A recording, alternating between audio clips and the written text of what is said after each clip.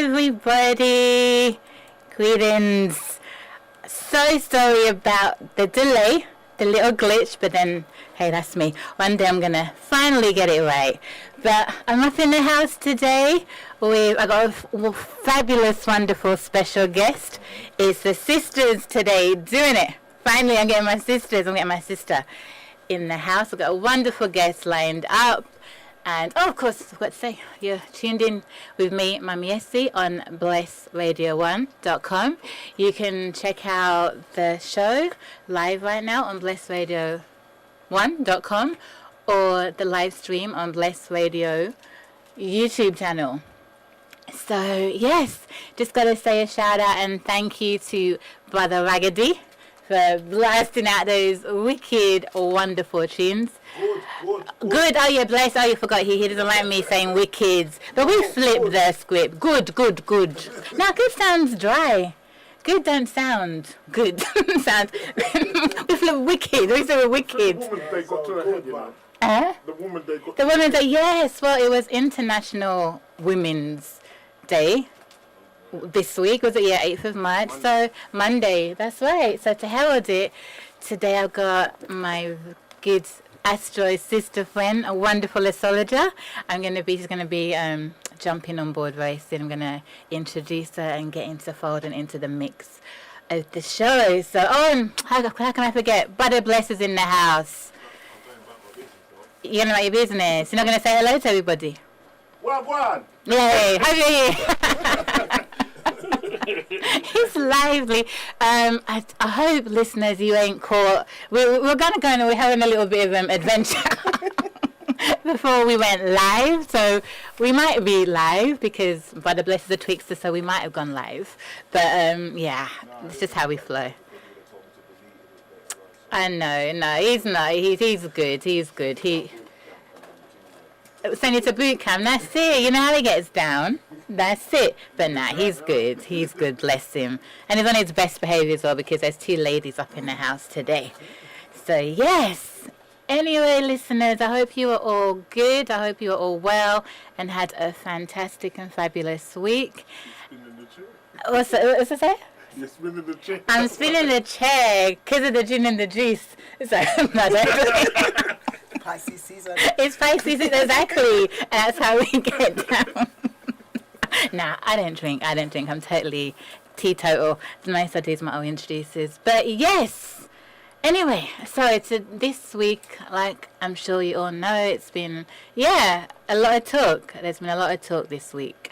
There's been a big fallout after the Harry and Meghan Oprah Winfrey interview that's just highlighted and brought back up a lot of issues that society has regarding race, institution of monarchy, inequality, mental health issues. So me and my lovely guests are gonna later on gonna be talking about that and flipping the astrological lenses behind all that, because whenever we get these stories, whenever something is mainstream like this, you can definitely best believe that the astrology is at play.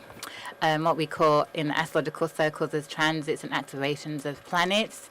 So what we're going to enlighten the listeners with later on is the mechanics behind it, how the astrology has tied in, and how it's playing out and how we're seeing it playing out via this whole this whole episode that's happened.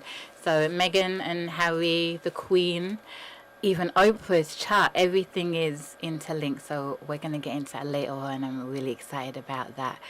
It's pretty special. And, these transits, they happen to all of us. We all are having activations in our personal lives all the time. But the only difference with celebrities and people that are well known is that when it happens, it's out there. So it's out there for everybody to see, everybody to grasp, everybody to follow, to talk about, to put their opinions and their 2 cents in. And I guess when it's happening in our lives, it's just all, it's us and those who in our inner circles that know and understand what is happening. What's up, Bless? Oh, okay. Okay, we agree. So, yes, that's what we're going to shed some light on. And also, we're going to talk, the 6th of March was Ghana Independence Day, my country of origin. Shout out to Ghana. Yay! Come on, guys. Yay! That's it. Independence, Ghana. That's it. Happy independence from 1957. Yeah, last Saturday, 6th of March. So I'm kind of late, but I'm always late. But better late than never. So I thought we'd touch on it. I saw the guy on Saturday. Oh, did you? You have something? Yeah. No, some Ghana guy, yeah. A Ghana guy. Okay. I know we can kind of celebrate because of all this lockdown anyway, but we're celebrating in spirit. So me and my lovely guests we're gonna go into a branch of astrology known as mundane astrology, which looks at charts of countries and nations. Everything that has a birth that comes into existence, be it a human being, to an animal, to a country, to a state, to a city, has a chart, and that's where mundane astrology comes into it. So the flavor of the chart of a nation kind of colors the people and gives a flavor for the people and certain historical things that happen. So we're going to be looking at some countries. I know Ghana, I think Jamaica is going to be one, and anything. And so basically, and then we're just going to, wherever the spirit takes us, we're just going to go. We're just going to free flow, So Sabrina is a wonderful astrologer. My girl is amazing. And so we can just do it like that. And I'm sure Brother Natty is going to have some questions. No? It's a woman thing, isn't it? We can allow you. One brother. We can allow you. But yes. And of course, the studio line, if anybody would like to text, send a message, call. Probably not going to open the lines until probably a little bit later on, but you can drop a line if you want. And the number is 079 444 313 66. 079 444 31366. Why do I feel like an airline stewardess saying that? Some of you say false. Is it right? I'm now trying to bring it down slow. Yesterday, I was like, Really? Oh, bless. So so that is that's just letting you know what the flavour of the show is going to be about today, and I'm really looking forward to it. You can't get me, sorry, but wonderful Agassiz in the background. But before Do you know what? No, let me bring my guest in right now. Let me just give a shout before I get into what I was going to talk about for tomorrow. But I just want to, my wonderful, lovely guest today is the wonderful Sabrina. She's, an astro buddy. I'm another astro buddy. And she's just amazing. So, yeah, giving her a warm welcome. Sabrina! Good evening, everyone. Thank you for inviting me to Blessed Radio. We're lively tonight. Listen, so it's live tonight. So, Yes, sorry, thank you for Sabrina. bringing me to Blessed Radio. My name's Sabrina Pascal. I'm currently a London astrologer. I have been studying astrology and just living it as a way of life for, I feel, since birth. And been invited by Mama Essie to this Blessed Radio show to give a bit of my perspective and intake on the current times and the energies of some of these planets and where this universe guides us. Lovely. Yes, that is perfect, Sabrina. Thank you. Sabrina she's just amazing, and I do think definitely, like you said, this is some birth for you, wasn't it? Astrology seems like it's definitely your destiny. Part of it, Definitely. And just sorry, my darling, go on. No, go. Oh, definitely, it's destiny. I feel like it's weird because we're having a transit that's going through dominantly in two signs, which is in Pisces and a lot of planets in Aquarius at this moment. And both of those signs, Pisces and Aquarius, are signs that rule the 11th and 12th house. So I partly feel that part of those energies that we're all born with, it's an unconscious part of us within us that we'll have a awareness of this astrology stuff in the world without even realizing. We'll just pick it up from seeing things on the TV screen to reading things in books to watching movies to famous foreign tales that we might learn about morals and things from families. But definitely planets are in Pisces right now. We've got the Sun and Venus and Neptune in there, so Yay, the conjunction tomorrow. No, it's Sunday, isn't it? The Venus and Sun. No, Venus and Neptune. Neptune's Yes, conjunct yeah, on the tomorrow. 14th. Yeah, and they've got the new moon in Pisces tomorrow.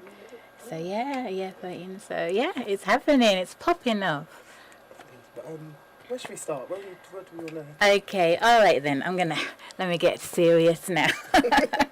But no, thank you for that, Sabrina. And yeah, you just touched on that beautifully. That's exactly. We are very much in a Pisces and Aquarius season. And what I'm going to talk about, I'm going to break down a little bit. Right now, I'm going to go into is the planet Uranus. Now, Uranus is, I would say, I don't know if you probably agree, Sabrina, I would say Uranus is one of the key planets this year. Last year, the two main planets was Saturn and Pluto in Capricorn, hence why we saw everything, the fallout, the demolition job that, transpired there, and it was key. And this year, I think Uranus is kind of taking center stage. And we had like a stellium of planets, Jupiter also in Capricorn last year, along with Pluto and Saturn, and I think Ceres. Now they've moved on. Pluto's still there, carry on his demolition job. We ain't finished yet until 2024 at least, 2023, 2024. But Saturn and Jupiter have moved on into Aquarius. Yes, and Aquarius is the sign that is now in modern day astrology co-ruled by the planet Uranus, and its traditional ruler was the planet Saturn. And a couple of weeks ago on my second show, I kind of went into the whole mythology and the stories surrounding the planets and why there's kind of a enmity, which is kind of like not a good vibe and a good feeling between Saturn and Uranus. Yeah, well, it's very... it's weird because the common thing about Saturn and Uranus is that Uranus is co-ruler, just like Mama Essie said, is Saturn. So it is half ruled by Saturn. So as much as the two different signs could be different, they have got a lot of things that interlink them and make them alike. Uranus is that great and awakener. It likes to shake things up. It It likes to go where no one's gone before. It's got to do with establishments. It's got to do with intellect as an air sign, and words and different languages, and how we group things together. We pick up on that Uranian kind of energy when we're looking at globes and different countries. The fact that we even name different countries by different names is we're activating the Uranus within us to come up with that intellect. So with a number of planets in Aquarius, Jupiter, Saturn, what else is in there? I suppose some other asteroids as well, but yes. But it's definitely, it's lit. Jupiter, It's Saturn, Mercury. Yes, Mercury right now we're going to get into, yes, all of that. It's key. It's Definitely. very, very key. You know, thank you for that, Sabrina. Sabrina was spot on with the whole descriptions and everything and acts of Uranus. Spot on. Uranus is the great awakener. It is, and tomorrow. So I was thinking that we should bring up Uranus, is because tomorrow will mark the 230th anniversary of Uranus's discovery. Uranus was discovered on the 13th of March, 1781, by an astronomer named Wilhelm Herschel, I think it was. And Uranus was one of the first of the modern three outer planets to be discovered, which they said was discovered by a telescope. But I believe that, the ancients had the ancient technology of using it, the ancients couldn't map out the heavens and the stars like they did without the use and the means of telescopes or some other high, technological medium. So, but with the modern, but we'll just stick with, the modern story is that it was just, Mr. Herschel discovered Uranus, and then later to follow, a couple of, many years later, was the discovery of Neptune in the 1800s, and then it was Pluto in 1930. And then though Pluto has tried to be demoted by the astronomical circles, but we astrologers, we still herald and we still see Pluto as very much the 10th planet still. Definitely, yeah. You agree with that, Sabrina? Yeah. Oh, so sorry. 8th. No, it's because Uranus is the 7th planet from the sun. Then it's, it's the 9th. No, probably it's the 7th. No, it's the 8th. Nice. Anyway, we're going. It's just like, Uranus was the first of the three outer planets to be discovered in 230 years ago tomorrow. So, and just like Sabrina said, Uranus is associated with, it's the awakener, it's the planet of shocks, splits, revolutions, and it's very interesting because the periods between the discovery, about a good 15 years or so, and afterwards, we saw the American Revolution, which saw the creation when America became a state, a republic, and freed itself away from its connections with Britain or England. And 1776 saw the creation of America as that republic, and then I think from around 1789 to 1799, we then saw the French revolutions. So when planets are discovered, it's always marked and it's always taken note what is happening in society, in the world, because that heralds the energy of what that planet would represent. And so that is what Uranus has come to be associated with shake-ups, with splits, with going away from an old order and creating a new established order. It's associated with the New Age as well now, the New Age movement. Uranus is a sign that's very futuristic, even when you look at it in the past. It's very much got to do as well with revolutionaries that set to change, to set about change somehow when it comes to intellect, or to break free from traditions sometimes that might not be working anymore. Absolutely. Quite frank. Absolutely. And we're going to see that when we touch on everything that's happened with the Meghan Harry Mexit, where we'll see how Harry and Meghan have broke away from the establishment, from the monarchy, the institution, the old traditions and old order, which is what Saturn represents. And so Uranus is also known in mythology as the sky god, the heavens. And I'm sure the listeners are probably into me, I love my African Yoruba spiritual tradition and system. And within the Yoruba pantheon of Orisha deities and gods, we have a deity named Shango. And Shango is the deity representing, he's a sky god. He represents lightning and thunder. That is his domain. And the electrical spark and the electrical energy of what Uranus is also associated with electricity, which we're going to highlight even further very shortly. And so Shango's consort, his co-wife, is a goddess known as Oya. Oya is a goddess of the storms, of the winds, transformation, change, and is linked also with the ancestors. It's that renewal. What has gone will come back again.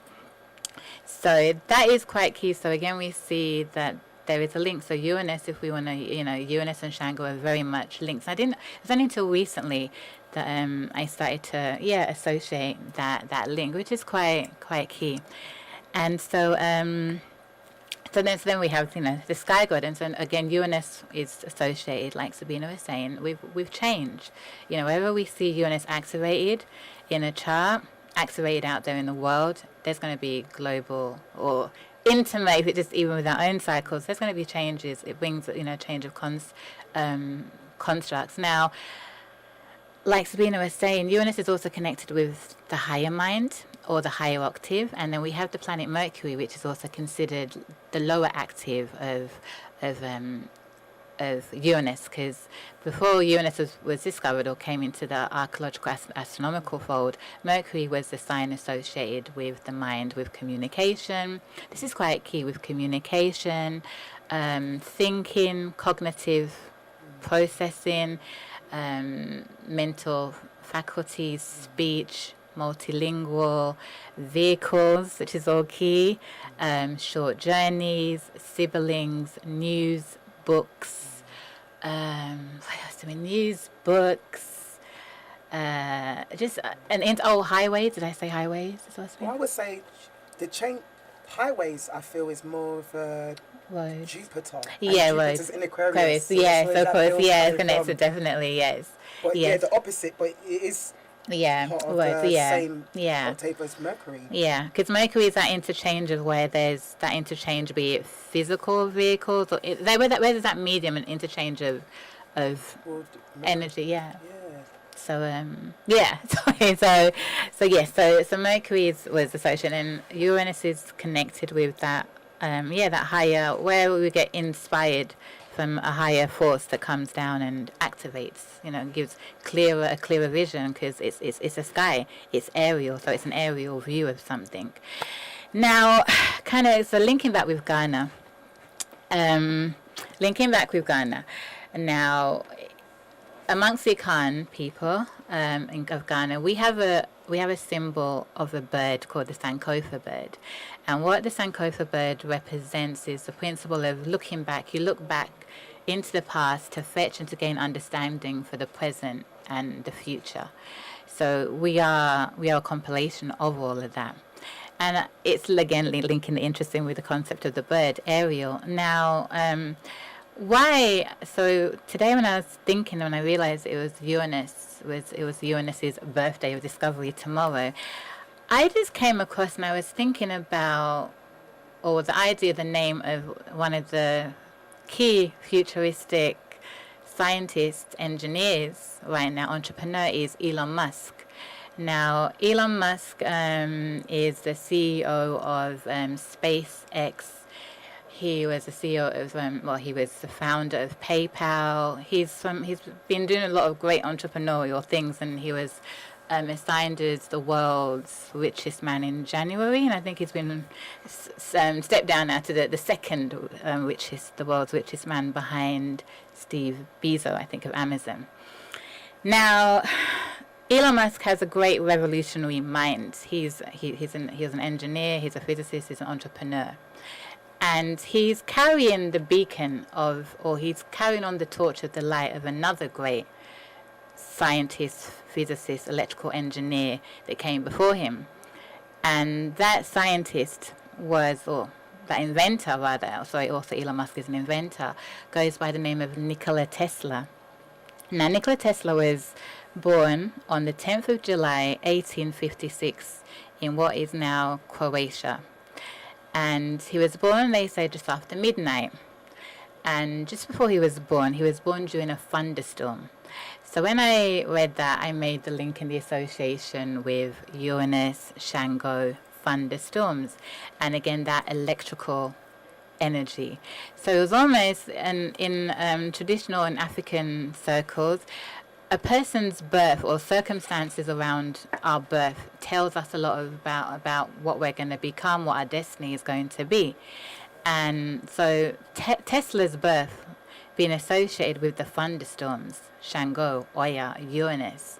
And later on, he became, his whole works and everything that he became known as was the unsung father of the electrical age. He wanted, his vision was to electrify the world. And he was born, he was born, and he was a child genius. He was a prodigy. He had a photographic memory. He was multilingual. He could speak 8 languages. So we're seeing Mercury at play as well. I must just add, even though he was a Cancer sign in the tropical astrology, his sun sign was Cancer. In the Vedic astrology, he becomes a Gemini. So Gemini is ruled by the sign of Mercury, and the same also goes for Elon Musk as well.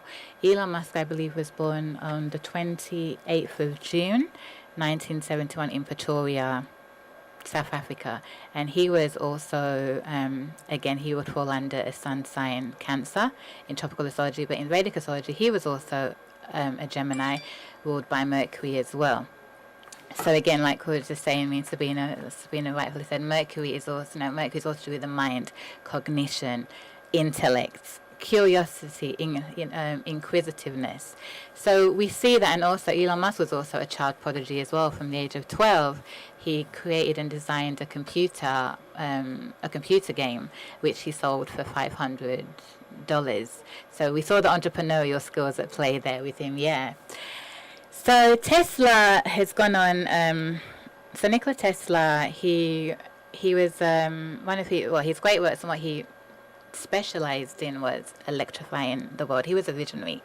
What he'd done was he created most of the technology that we use today is all thanks to him. Computers, smartphones, remote controls, the AC current that he helped propel, the AC motor is all down to Nikola Tesla. At the time of when Tesla was 19, he was at university, and I think the Polytechnic in Austria, studying electrical engineering.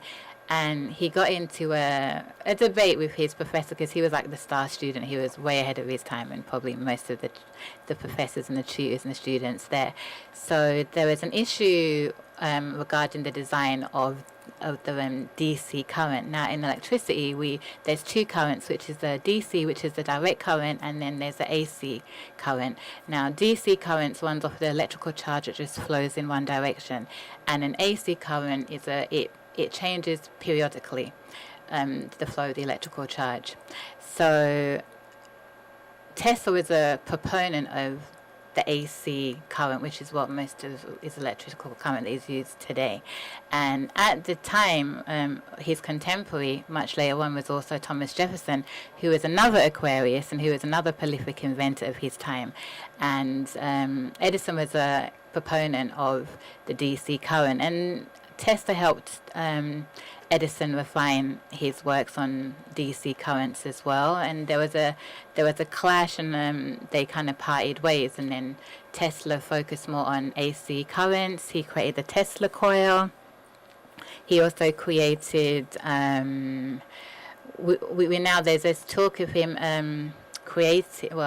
he was one of the mainstream minds behind the electrical car, which we are going to bring about, which has connections with Elon Musk.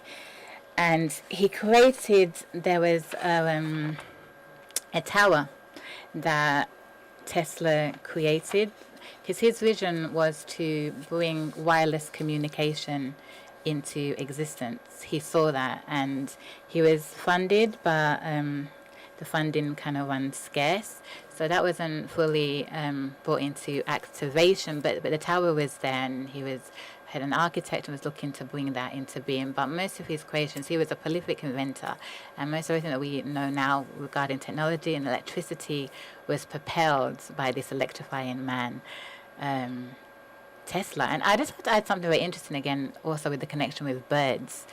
Tesla was a very interesting, unique character, and he done things what would probably be classified now as compulsive obsessive, but I don't really like that terminology. I think he knew this man was so gifted, and he was very tapped in, and sometimes geniuses operate in their own unique way, and they like to have things fit and done for them in a certain way, because that's just, and he was very tapped into a some energy and some grid or some fold that was interlaying back to him his genius. And being distant in nature, because right now the Uranus is in the sign of Taurus, which is an earth sign, and I found it interesting that when he came up with one of his concepts, I think for the AC motor, it had been troubling him. He was in a park reciting poetry, and then in true Uranian form, a flash of inspiration came before him, and he just envisioned the design, and he grafted it out on the dirt, and then what else? Everything else has followed. So yes, he lived to a good age, and he's obviously no longer with us. And I guess carrying on, when I go back now to Elon Musk, carrying on the whole theme. Oh, sorry, I was going to say the birds. Birds are aerial beings. They fly. They're creatures of flight. And Tesla had a great relationship with birds, and a particular one bird, a particular female bird. It's almost like a love affair that he had with this bird. But I think this bird was probably his muse, or there was some spiritual, definitely something, a connection there. And I think this bird, like birds are messengers, so he was tapping in, and through connecting with birds, through that whole very Uranian theme, I think probably a lot of his inspirations came about. So there's a reason for everything. So people might see things that seems a bit eccentric, a bit different, particularly when it comes to geniuses, there's definitely a deeper connection or reason behind that. So we fast forward now to the present day, and I think one of the people that appears to be carrying the torch of a lot of the works of Tesla in his own way is Elon Musk. He is again another electrical inventor, engineer, and he's his whole SpaceX program. One of them, Elon Musk's vision as a futuristic visionary, just like Tesla was to colonialize Mars, to eventually, or to make aerial space flight accessible for many people, and where the night skies are being lit up with the SpaceX satellites that he's formed with NASA. So again, we see the theme of Uranus, the sky, the heavens, and again, Elon Musk is also carried on. He has a company called Tesla Inc. or Tesla Motors, which is carrying on the works again with bringing forth the electric car. So again, that's why I was going to say, in that association with the Mercury and with the vehicles and the transportation. So that is, and again, that's going to be revolutionizing the system of our roadways. That connection. He's also he's looking to create a hyperbole system, which is I think it's to make vacuumless trains, so that the trains are going to be powered and go through vacuums. And then he's created a boring company which is looking to dig under to basically make travel through tunnels. So he's he's very much of a visionary, and very much like Tesla. So when I just saw the two parallels between the two of them, I just thought it would be interesting just to highlight that and to show, again, like with the Sankofa, you look back, you look forwards, and through the birds, they've They're coming back, and I think that Elon Musk is, for our day and times, that true futuristic Uranian. Though there's many, Elon Musks out there, many, Oh, definitely. So One yes. thing about it with Aquarius and Uranus is when you look in history, it's a planet that's very much linked to the future. It's a futuristic insight. It's being ahead of your time. So with a lot of people that's naturally kind of ruled by Uranus or got strong Aquarius traits in them, with a lot of when you look back in history, a lot of the time with what they're doing, somehow it benefits in the future. We see that kind of theme play out in the world with people like Bob Marley, who is an Aquarius. With a lot of the songs he created in the past, still to this day, is living in the future. We play it in the future because a lot of the messages in it was something that connects to us all, and that's something that Uranus, the planet, is very much about. It's about connecting with the people and the groups, but also without actually touching, connecting by having an understanding through intellect. So we can, it doesn't matter what colour we are or what shade we are or what countries we come from, we all kind of connect and realise that, well, we're all human. Absolutely. It doesn't really matter, we're still all very much the same, and that's very much the theme when you look at Uranus or Aquarius and transits, depending what sign is transiting through it, because different signs will give very different energies in with the transit, but it's very much the same theme that we always see when we look at the transit of Uranus or transit through Aquarius. So absolutely, and I love that you said that, just because it's that it shows us. Can you remember when we were studying? Me and Sabrina studied together. That's how we met at astrology school. Iranian group. In a really, very Iranian group. yeah, exactly. Because Uranus also governs astrology, actually. Yeah. And when you have a Uranus transit, which I personally, that's when sometimes, you become, if that is your destiny or your interest, to become an astrologer, or to become more interested in astrology, because it governs that kind of forward thinking. Even when you look at the studies of Uranus in the past, we actually even see a connection with our awareness of God, like and the sky and the universe. Uranus is all those things that we can't necessarily touch, but there's an unconscious part of within us that lets us know that, well, there's something that has to be bigger than us for this earth to function, for this sun to come up, for these human beings. Like, even within us, in our own bodies, we have it's what seems like a solar system when it comes to our hearts, how our bodies function together. Absolutely. That's kind of like the universe. Everything kind of needs a bit of the other. Every planet needs a bit of each other. Exactly. We are a miniature universe because we have all the planets within us and everything. So we are definitely.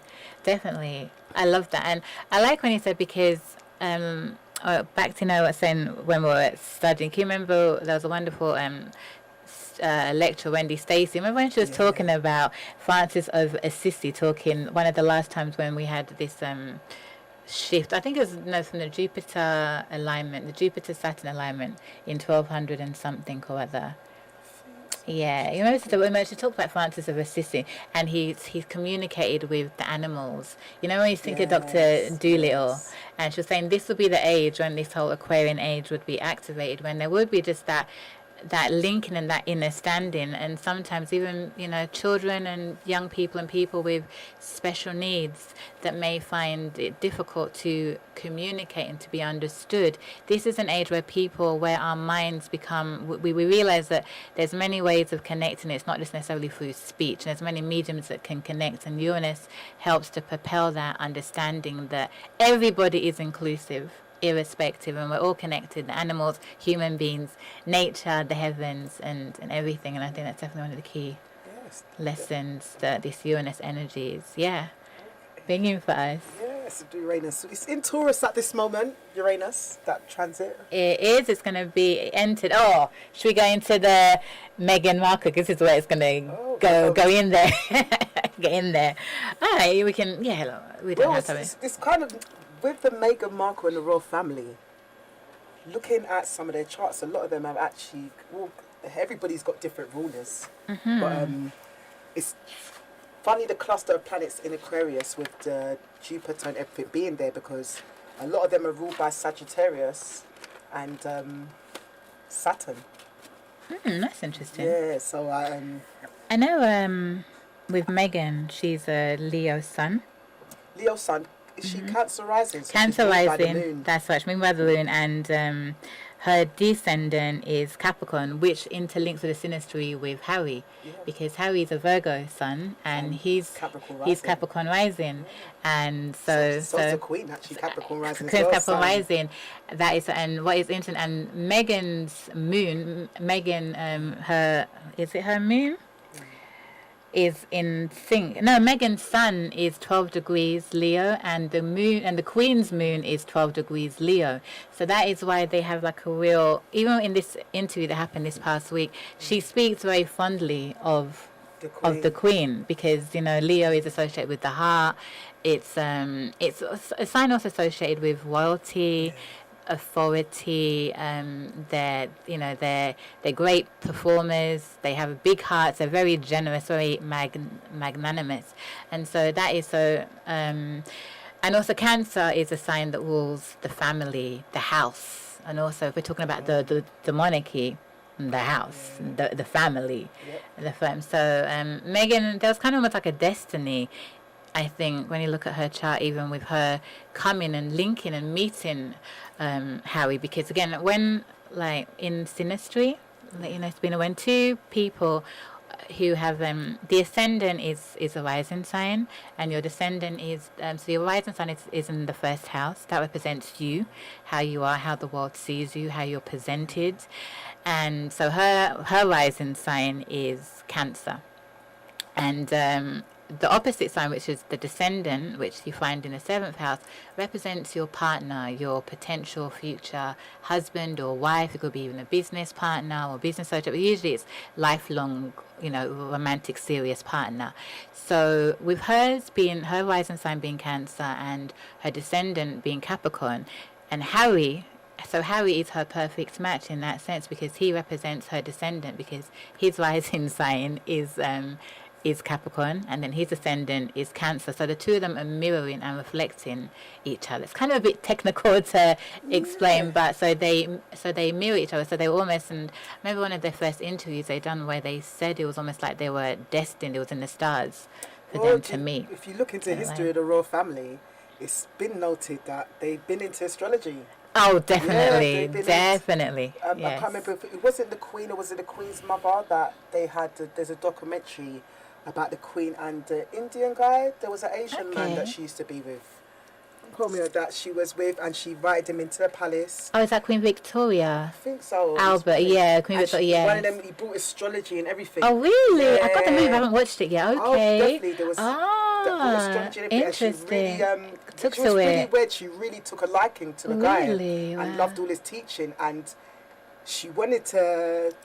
I watched this briefly in the documentary. She wanted to knight the guy or give the guy show his appreciation, and the establishment didn't like actually it. didn't like it No, and at turned all. against her. Yes, children. That's it, Victorian Abdul.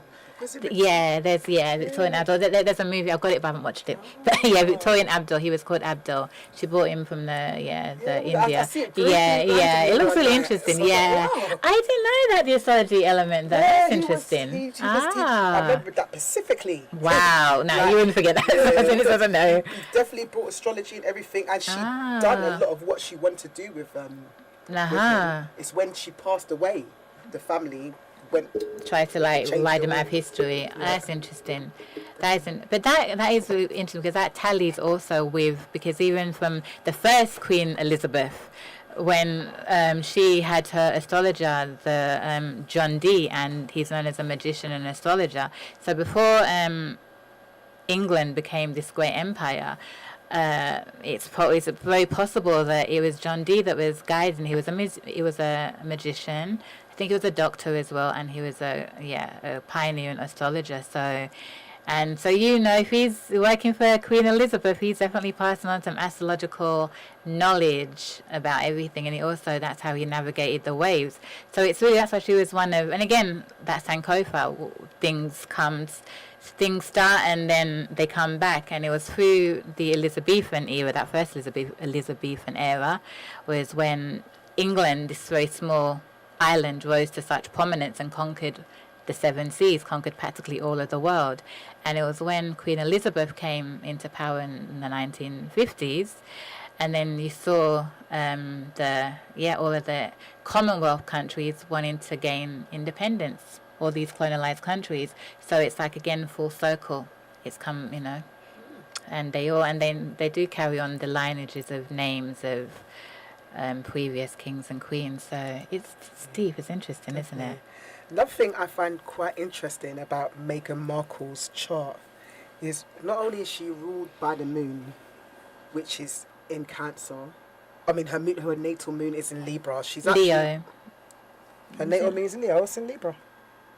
Is it? Oh, so I'm doing Placidus. I'm looking at Placidus chart. Oh, Placidus chart. Yeah. Okay. I mean, so she's nearly got moon conjunct Saturn. Oh, sorry, no, you're right. Sorry, So I was thinking the Queen. I'm sorry, I'm thinking the Queen's moon. I'm sorry, because they're so close together. You're right, So you Libra. can see that conjunction. I see the it's conjunction. very much It's nice. her, and that's her and Harry. Harry, yes, Right there. very much so, yes. Yeah. It is, you're right, sorry about that, Sweeney, you're right. But another thing I find interesting with her chart is Meghan Markle's also born with another planet in Cancer, which is her Mars. Oh, yes. Mars is the planet that rules action, fire, determination.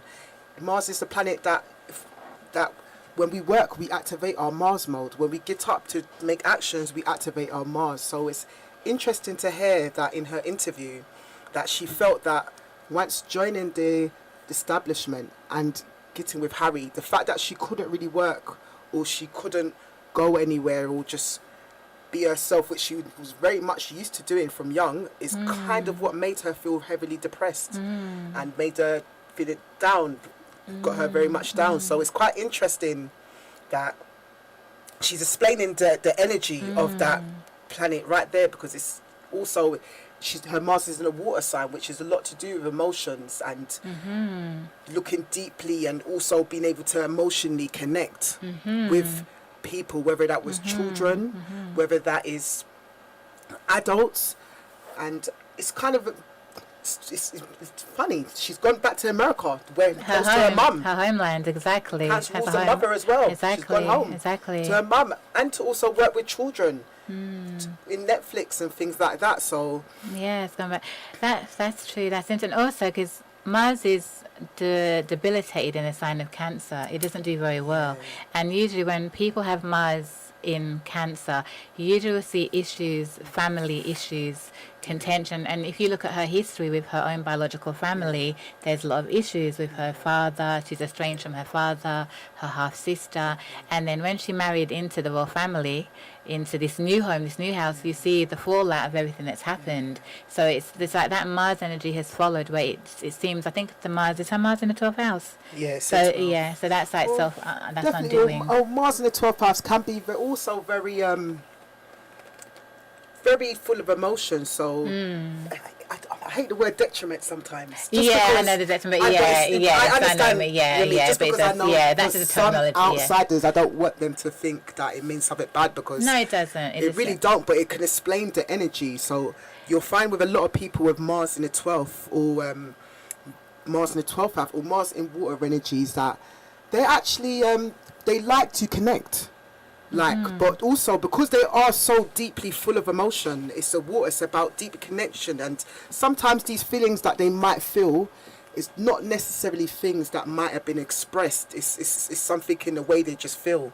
Same way that Mars or any planet in a water sign, they could find it more therapeutic being next to water or where they're getting that emotional energy, even if they was around people that they wasn't very emotional, it can make that energy feel a bit emotional. Yes, because that's they live for that comfort. Yeah, I hear that.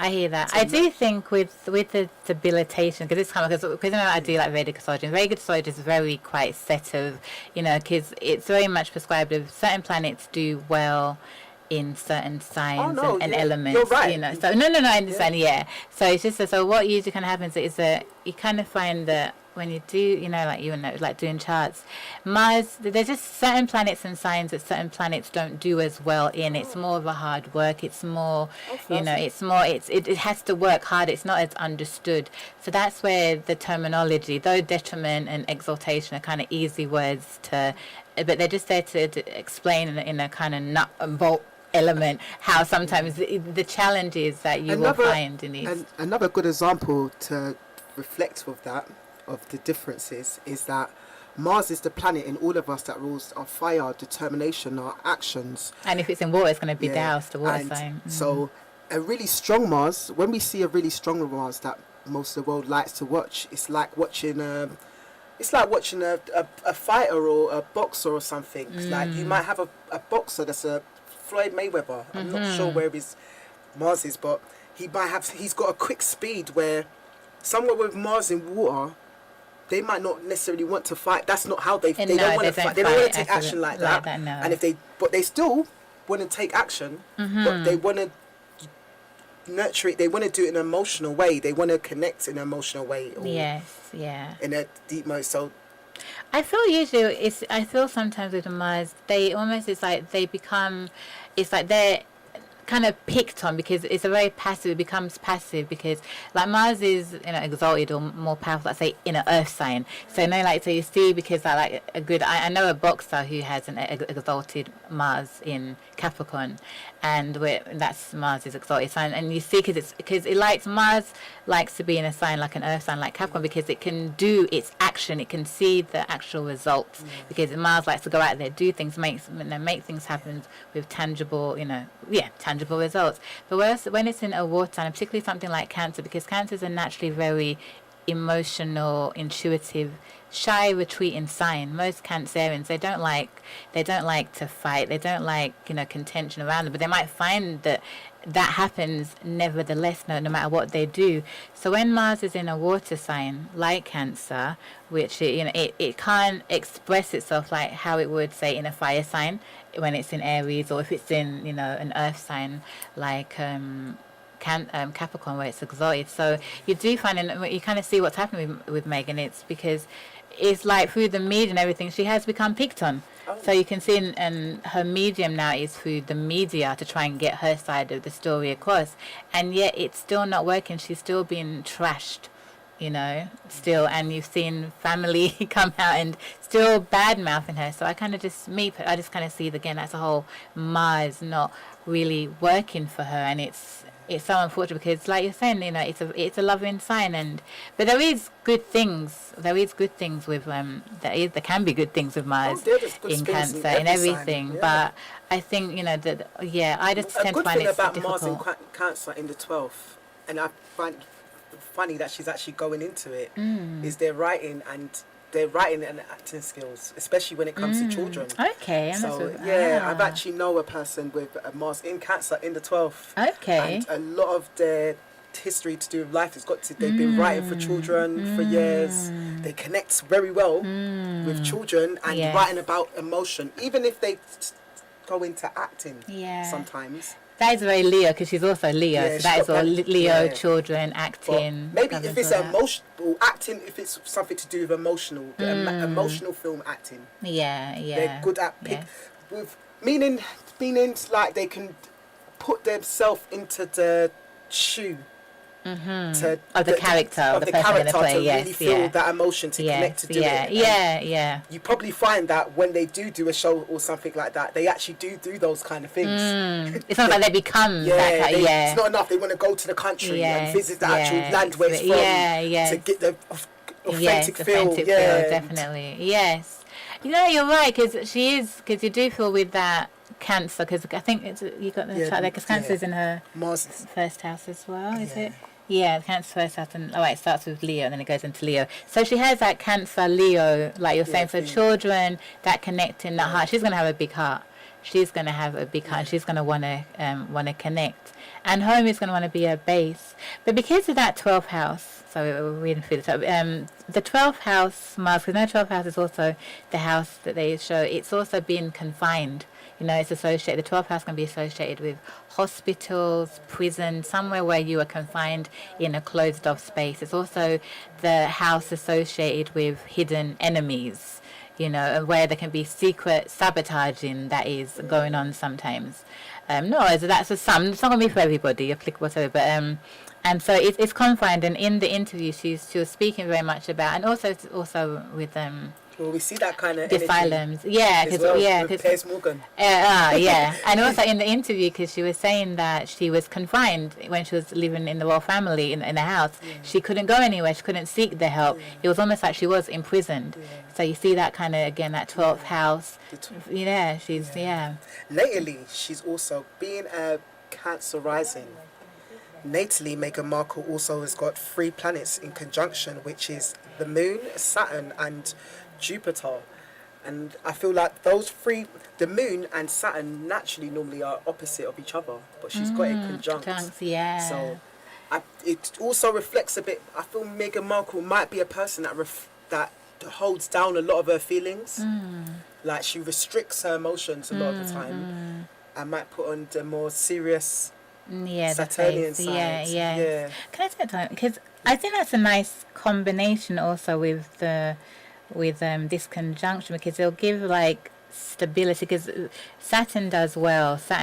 Libra is one of Saturn's signs where it's considered it's sign, is it exaltation as well? So you wouldn't think of it and associate them together, but I think it'll give her.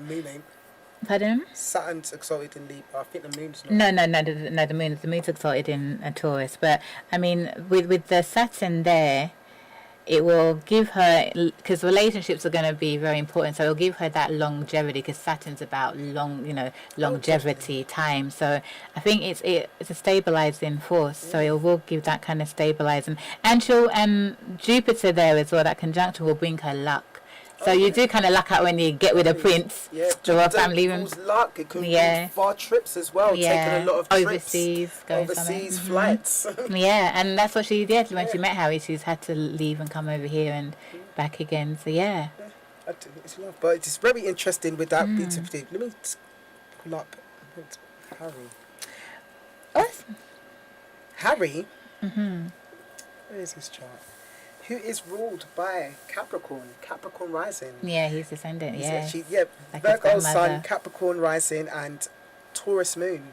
Which is his grandmother's son. Yeah, and I find it really interesting that Harry and his grandmother, the Queen, are both the same rising sign, and he expresses that he's not really got any problem. No.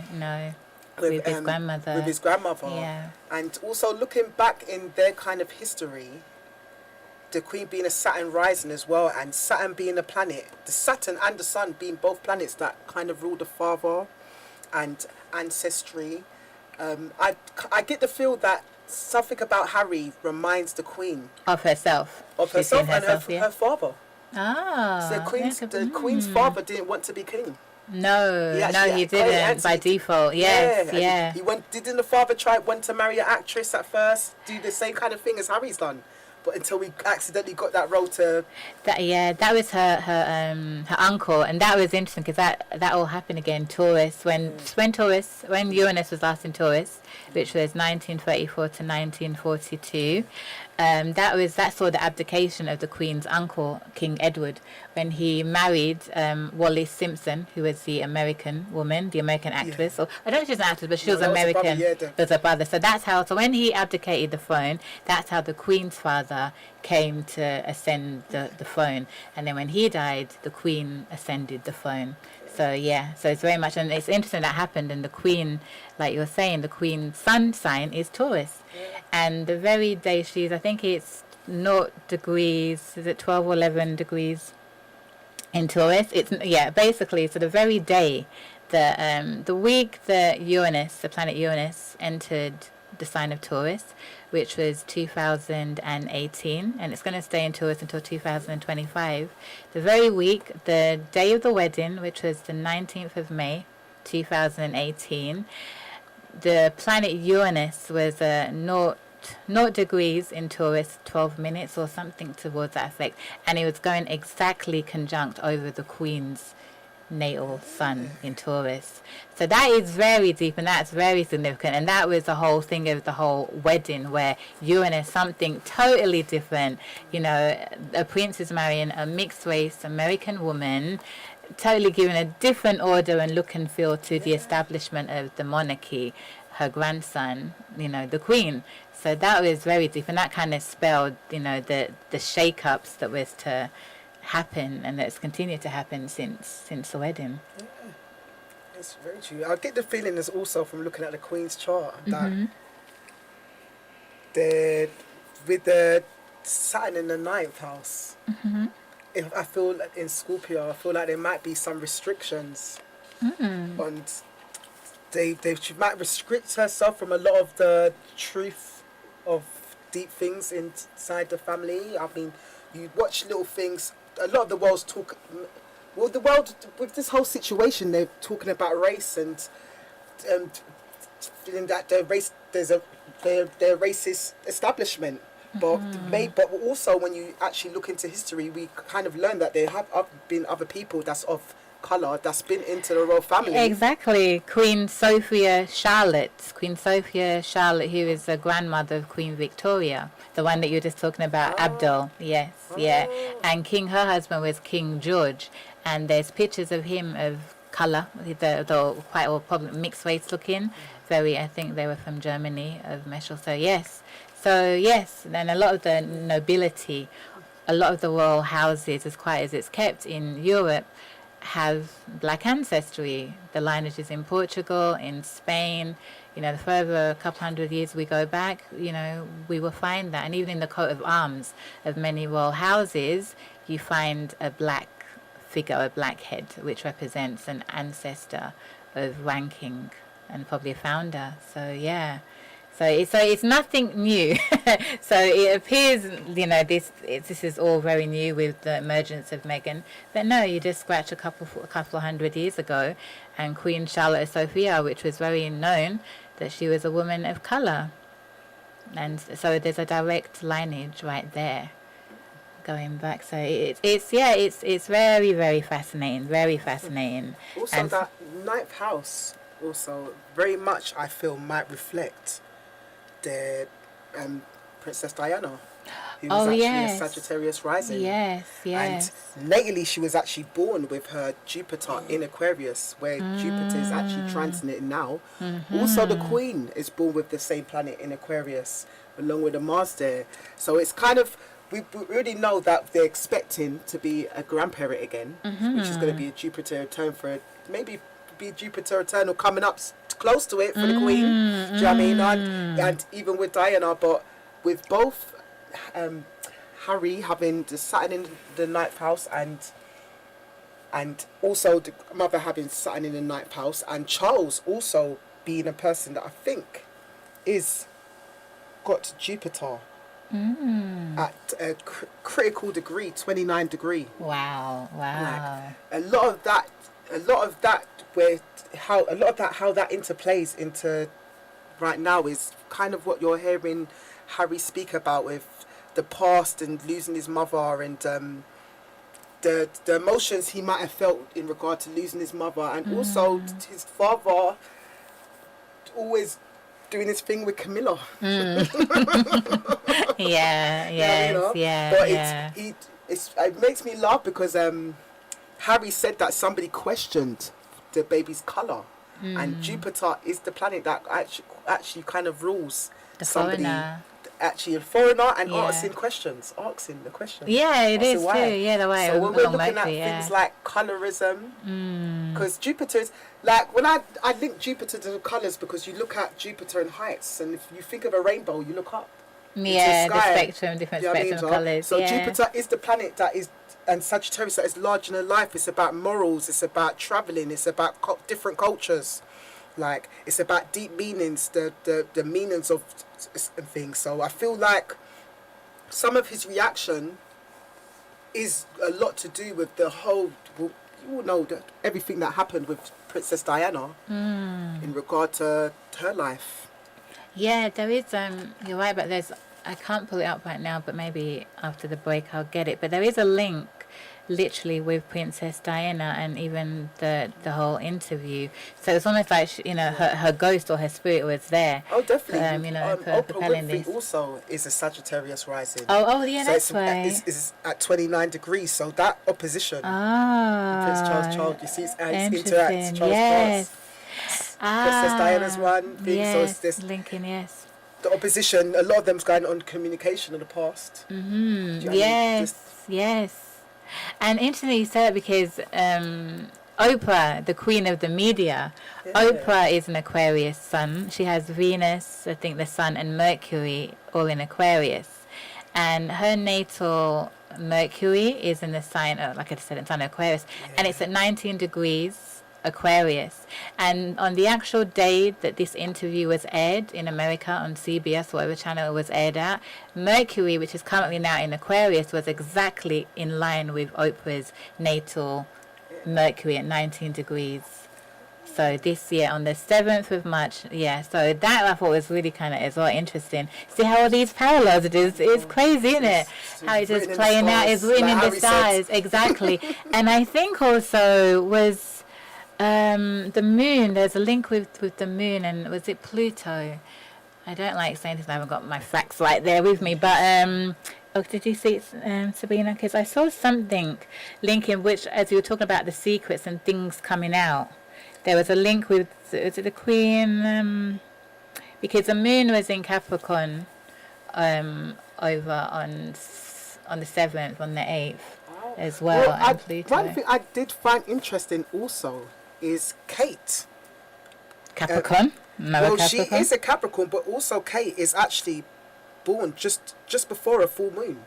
Yeah. So we're kind of seeing the whole and a lunar eclipse as well. She's born on a lunar eclipse. Yeah. So and William is born on a solar eclipse as well. Yeah. So we're kind of seeing the interplay of Meghan, how the stories that came out with her and Meghan. Yes. Going on. Yeah. Also, she's got the planets in the Aquarius as kind of rules the future. So we kind of already.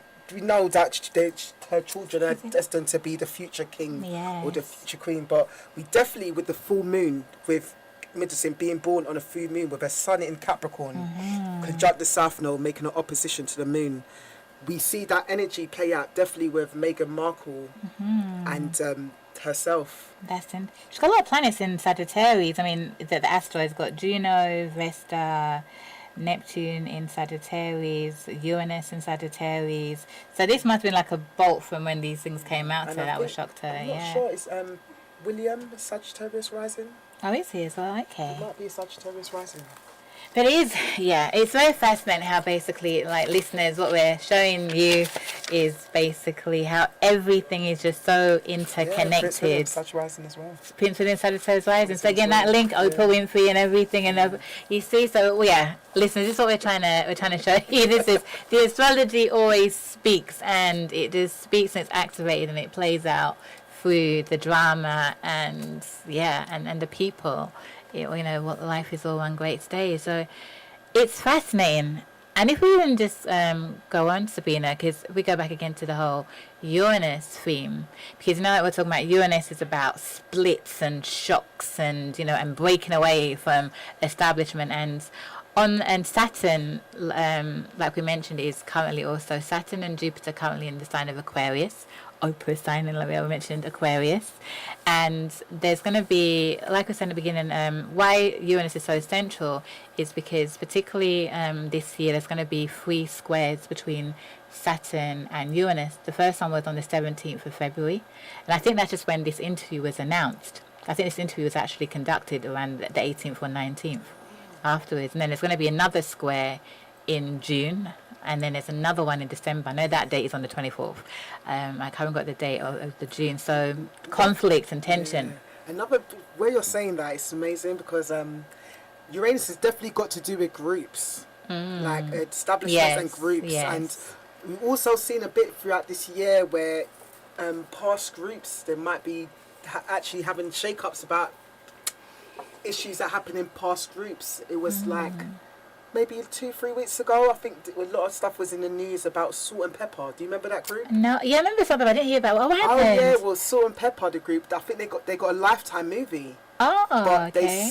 but there was 3 members of the group, and they cut out Spinderella. Spinderella, oh. Which Spinderella's is- always kind of ostracized that attitude, I mean. Well, Yeah. Spinderella decided to speak up this year. Really? She got tired of being ostracized. Oh, So wow. she started. Yes, she went Speaking out, yeah. she went and done an interview on something called the Breakfast Club, I think, Okay. and basically spoke about how she felt about being ostracized out of the group because she felt she was a big part of the group. Yeah. And how much they had put into putting everything, but she was also, she expressed how she felt a bit heartbroken and a bit like they've done Wow, injustice done her to her. wrong. Yeah, Yeah. because they've made this film and they've not put her into it. Wow. So we definitely hear that energy when they talk with Uranus and when it comes to groups. Especially with Uranus and Taurus at this transit in Taurus right now. Like you might see a lot online. Break up in groups. Yeah, Yeah. Groups. shake-ups and past Yeah, breakups. Or yes. even you might see your past favourite old group that in the past, and you might hear a story about what actually happened behind the scenes. Why they and- broke up, why Yeah. they yeah. That makes sense. Especially why it's in Taurus, because Taurus is very much ruled by Venus, and it's got to do with also Connecting with people. connection, Harmony. the earth, the voice, the 5 The senses. vocal, yes. Like yes. the things we like or value, like using the 5 senses and connecting. So Taurus sometimes it's very much to do with that. It's the reason why we might see a lot of groups or a lot of people that's once said show us that energy, like to show us that Venus energy in it. Or we got a lot of Yeah. people worldwide trying to create or trying to make wealth within groups. Yes, and also wealth is a big. That is a good point. Well, wealth is a big thing because Uranus, not Uranus. Well, yes, Uranus in Taurus, which is ruled by Venus, the planet Venus. Venus is the planet that rules, beauty, love, money, and finances.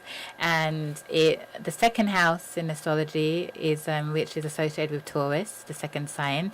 It's about our values. It's about our what we value, our stability, our finances, how we make money, and even if financial markets kind of come under Mercury and Gemini, but in all the stocks. But Venus is very much to do with finances, and so we see now with this whole fallout since last year, with what is coming a great economic reset, where the fiat standard system of gold currency is becoming obsolete. So now we're seeing cryptocurrencies, different forms and different monetary systems are now coming, which is that uranium, which is not to do with necessarily it's intangible. It's it's typing a number digit into a computer. Back to that whole thing with what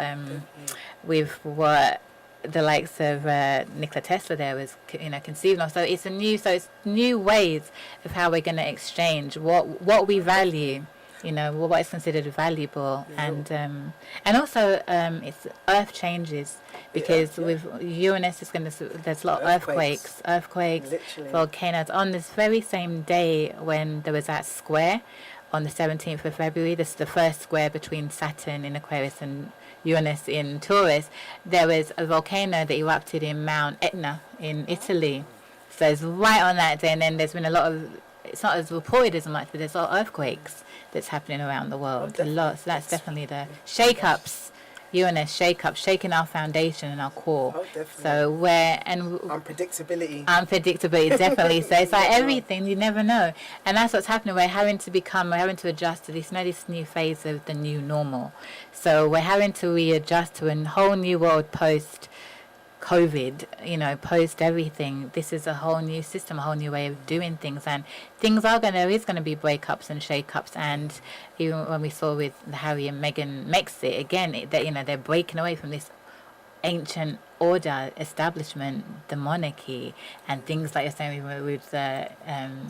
with salt and pepper. Things are coming out. Why are these shake-ups? What's the reason behind it? It's The all coming interesting out. thing with Harry as well is being a Capricorn rising is very much a cardinal sign. So I feel like it would have been always in his destiny to want to lead himself, because Yes. cardinal signs, Yes. which are on the axis of Capricorn, Libra, Cancer, and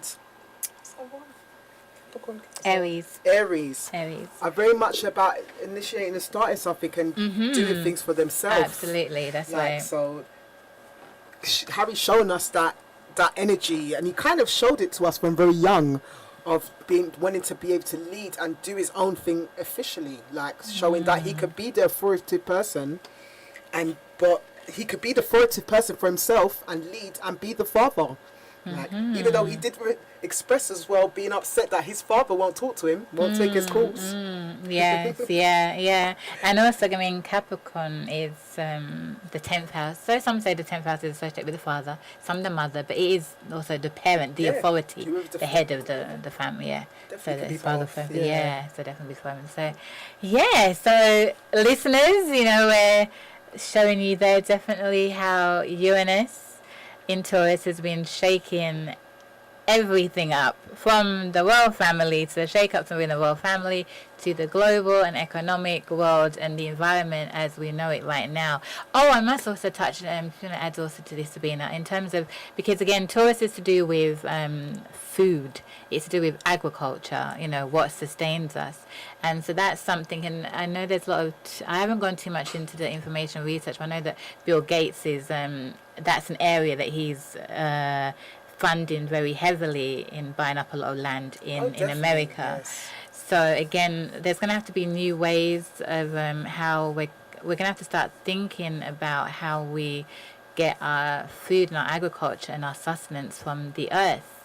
There's going to be there's going to be more stories to do with genetically modified crops, food, plants. So I think that's something to definitely look out for. And with that, we have to counteract with different self-sustainable ways of going back and connecting with nature, Taurus becoming has definitely self-sufficient. got to do with the earth. Anything to do with the Very earth. much, anything to do with earth. valuing.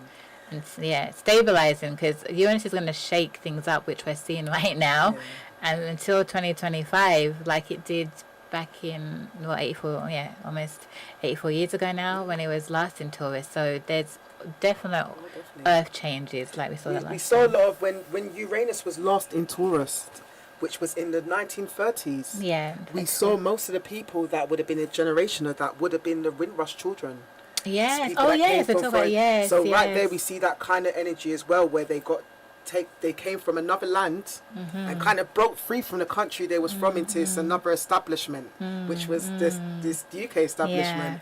And as they was growing up, some of the people that was born of that generation, or we look back in history, we saw times when they went against establishments to make changes. They are partly the reasons why we did get changes. Things you don't say to change. The legacy. It stays on. So we definitely see that, even with a lot of people of those generations, and when it comes to finances and things of the earth, like partner system. yeah, we saw people in a detached way work still very together, but even though it was detached, so even though some of these people could have came from one island to another country, they still had ways of still communicating with family members and being able to or traveling back to their country and bringing back food. Sometimes a lot of people would bring back food from other countries and bring it and sometimes sell it.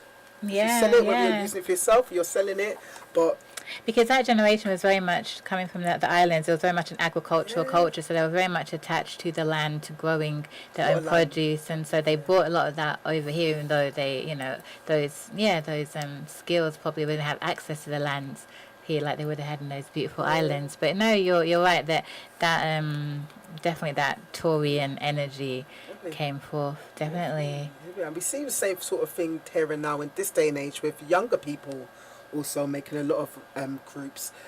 Instead of it being revolutionary a revolutionary group in real life, they do it more through the internet, using the internet as a form of technology to connect with friends. So whether it's through a Zoom call or a group chat or a WhatsApp group, WhatsApp group, like they could also Connecting. connect Yeah, very well. And also, we're watching a lot of them build their finances up of it. Yeah, economic entrepreneurship is definitely happening with, you know, the youth and the people online. Again, that's a whole new way of revolutionizing how we make money, how we connect. So Yeah. Well, with that, sis, I think we should just take a little break. Now, I asked you earlier on for some titles for some songs, an interlude, and listeners, my girl came through. She came through some wicked tunes that just tally.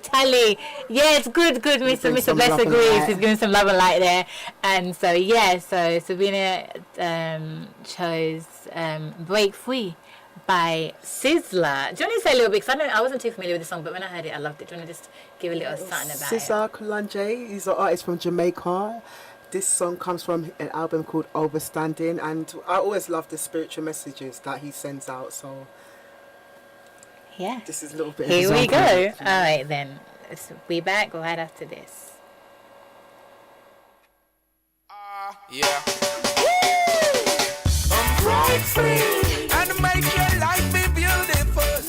Take it easy. Love is real and I'm yours truly. Break free and make your life be beautiful.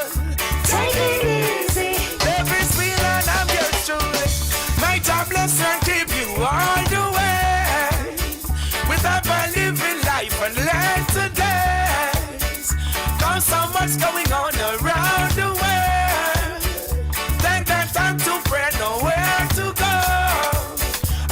For you, so get up and help yourself. Don't let nothing let you destroy yourself. Look around, analyze it for yourself. We got to survive, we got to overspend. Cause I'm just doing my thing, life is good. Keep on living it, be happy with yourself and sing it. Still loving your heart, keep on giving it. Break free and make your life be beautiful. Take it easy. Love is real and I'm yours truly. Break free and make your life be beautiful. Take it easy. Love is real and I'm yours truly. That voice is influential. Be what you want, a credential. I know you've got the potential to be the best, and that's what's essential. The point is be focused and reach for your goals. You know a point and reach for the stars and let that fill your soul. Cause I'm just doing my thing. Life is good. Keep on living it. Be happy with yourself and sing it. Still loving your heart. Keep on giving it. Break free and make your life be beautiful. Take it easy. Love is real and I'm yours truly. Break free and make your life be beautiful. Take it easy. Love is real and I'm yours truly. People work so hard to survive in these days, and when the pressure is on and time seems like no escape, put your trust in Jah and never you forget to pray. Young girls and boys go to school, do you hear what the man say? The limit is the sky. Let me tell you, you're a shining star. Never stop trying, always remember who you are. There's further to go because you're coming from oh so far. What I want you to know, go ahead and down your skyline. Cause I'm just doing my thing, life is good. Keep on living it, be happy with yourself and sing it. Still loving your heart, keep on giving it. Break free and make your life be beautiful. Take it easy. Love is real and I'm yours truly. Break free and make your life be beautiful. Take it easy. Love is real and I'm yours truly. Break free and make your life be beautiful. Take it easy. Love is real and I'm yours truly. Break free and make your life be beautiful. Take it easy. Love is real and I'm yours truly. Cause I'm just doing my thing. Life is good. Keep on living it. Be happy with yourself and sing it. Still loving your heart. Keep on giving it.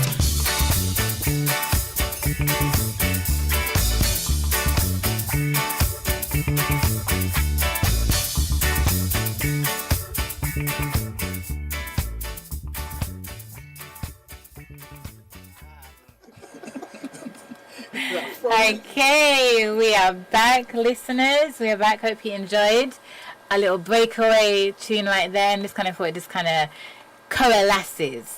I don't even know what that word means, but it just sounds good. So it just kind of just sounds nice. I think it means it merges. I think coalesce means it merges with the theme of what we're talking about Uranus breaking loose, breaking free, breaking away from the chains. So anyway, we've been talking, we've gone into astrology, giving you, showing you how we do our astrology, going into the breaking down of the charts. And I know for a lot of listeners, it's going to be all kind of new, like different, but it does make sense, and we do know what we're talking about. And just, so if it even gets, some of you interested, there's a lot of information and things out there, websites, YouTube's, blogs, articles. So if you want to go back and listen or to share the podcast on YouTube, go over and, listen. So if there's anything, the planets, anything you want to go and, find out a little bit more about than what we've said, there's a lot of information out there. And like I mentioned last week, if anybody has any questions, you can always hit me up via the Bless Radio line, so you could always send a message. Let me just get the card. And if you want to know any questions, I'm always open to answering questions, and the questions will get back to me. Won't it, Mr. Bless? Yeah, so Mr. Bless will pass it on to me. But so the number is 079 444 31366, and I'll repeat that again, 079 444 31366. And because I think what I'm sure Sabrina probably agree with me, is that this is a time, astrology is our birthright. There's so much, and this is the age of Aquarius, this is the age of Uranus, so everything is out there. There's no real secrets, and there's always going to be secrets, there's always going to be things that, it's not always going to be proven out there, but there's so much. We're in an age where we're very fortunate and blessed to be able to access a lot of this information that, only a couple, 50, 100 years ago wasn't out there for most of the majority of people. And now it is, so we need to, expand our minds, expand our knowledge. This is what Uranus, Aquarius is all about. Tap into that higher mind, that higher ideals. Yes. Knowledge is really the key to so many things. Yes. Now, I've been told or advised to, just talk a little bit more to, no, I agree. Actually, I agree. I don't do nothing unless I feel to do it. So those people that know me will know me, so I'm quite strong-willed. So, but I just feel I have to get permission from my guests first, but, just to get to know a little bit more about the lovely Sabrina now. And so, so what Sabrina feels comfortable sharing about her astrological journey. I think it's kind of interesting, because I kind of gave a little bit of my journey, and when my guest last week Kieran came, he gave a little bit of his journey. So no pressure, Sabrina, no pressure. Definitely is a journey. Yeah, it is a journey. It definitely is. So, a beautiful one. It's a beautiful journey. So it is. So if you don't mind, sis, we could just share a little bit, if you don't mind, about why you love astrology so much and how you came on your journey. Well, I'm a big lover of astrology. I definitely would say it's been one of my lifetime studies, and still studying and learning every day. I got into astrology from quite young. It was influenced from my mum, who actually, when she was pregnant with me, was going to astrology school, because she heard a lot in the world and thought things was a bit weird about how they were switching up birth times in hospitals. So my mum heard about this astrology school and decided to go along to it, and also because she had got advice from her grandparents and other people that when you're pregnant, if you read a lot when you're pregnant, you'll have an intelligent child. The baby can pick up on it. Yes, good advice. Well, it came me. Yes, and it works. And must be a believer, because I literally just started waking up and just knowing astrology some days, and not knowing how I knew a lot of this stuff. Wow. To the point where some of my friends started getting a bit freaked out about it, like, oh my gosh, are you psychic? Are you like, how do you know this stuff? And I said, tell them, no, I just have quite a good memory and just always quite awareness, but that definitely sent me on a bit of a quest to go and find more out about all the different energies and planets. Like, I learned a lot of things on the surface, like most of us do, which is just our birthdays and people's birthdays. But getting deep into it, it definitely led me to there. Also, personally, I'm ruled by Venus, which is in Pisces. So can you break that down a little bit, Sabrina, so what that Yeah. means to the listeners? Venus and Pisces is well, Venus is a planet of love and partnerships, Yeah. and And Venus is in Pisces right now. And So it's Venus your is in time. Pisces, yes, Yes, I'm discovering Venus exalted. return. So, yes. but I always had a love of art, art and people's stories. That Being a is Venus, Pisces, yeah. Pisces very much is ruled by Neptune, which is half ruled by Jupiter. So That's right. I was inspired a lot by older siblings, a lot of people's stories.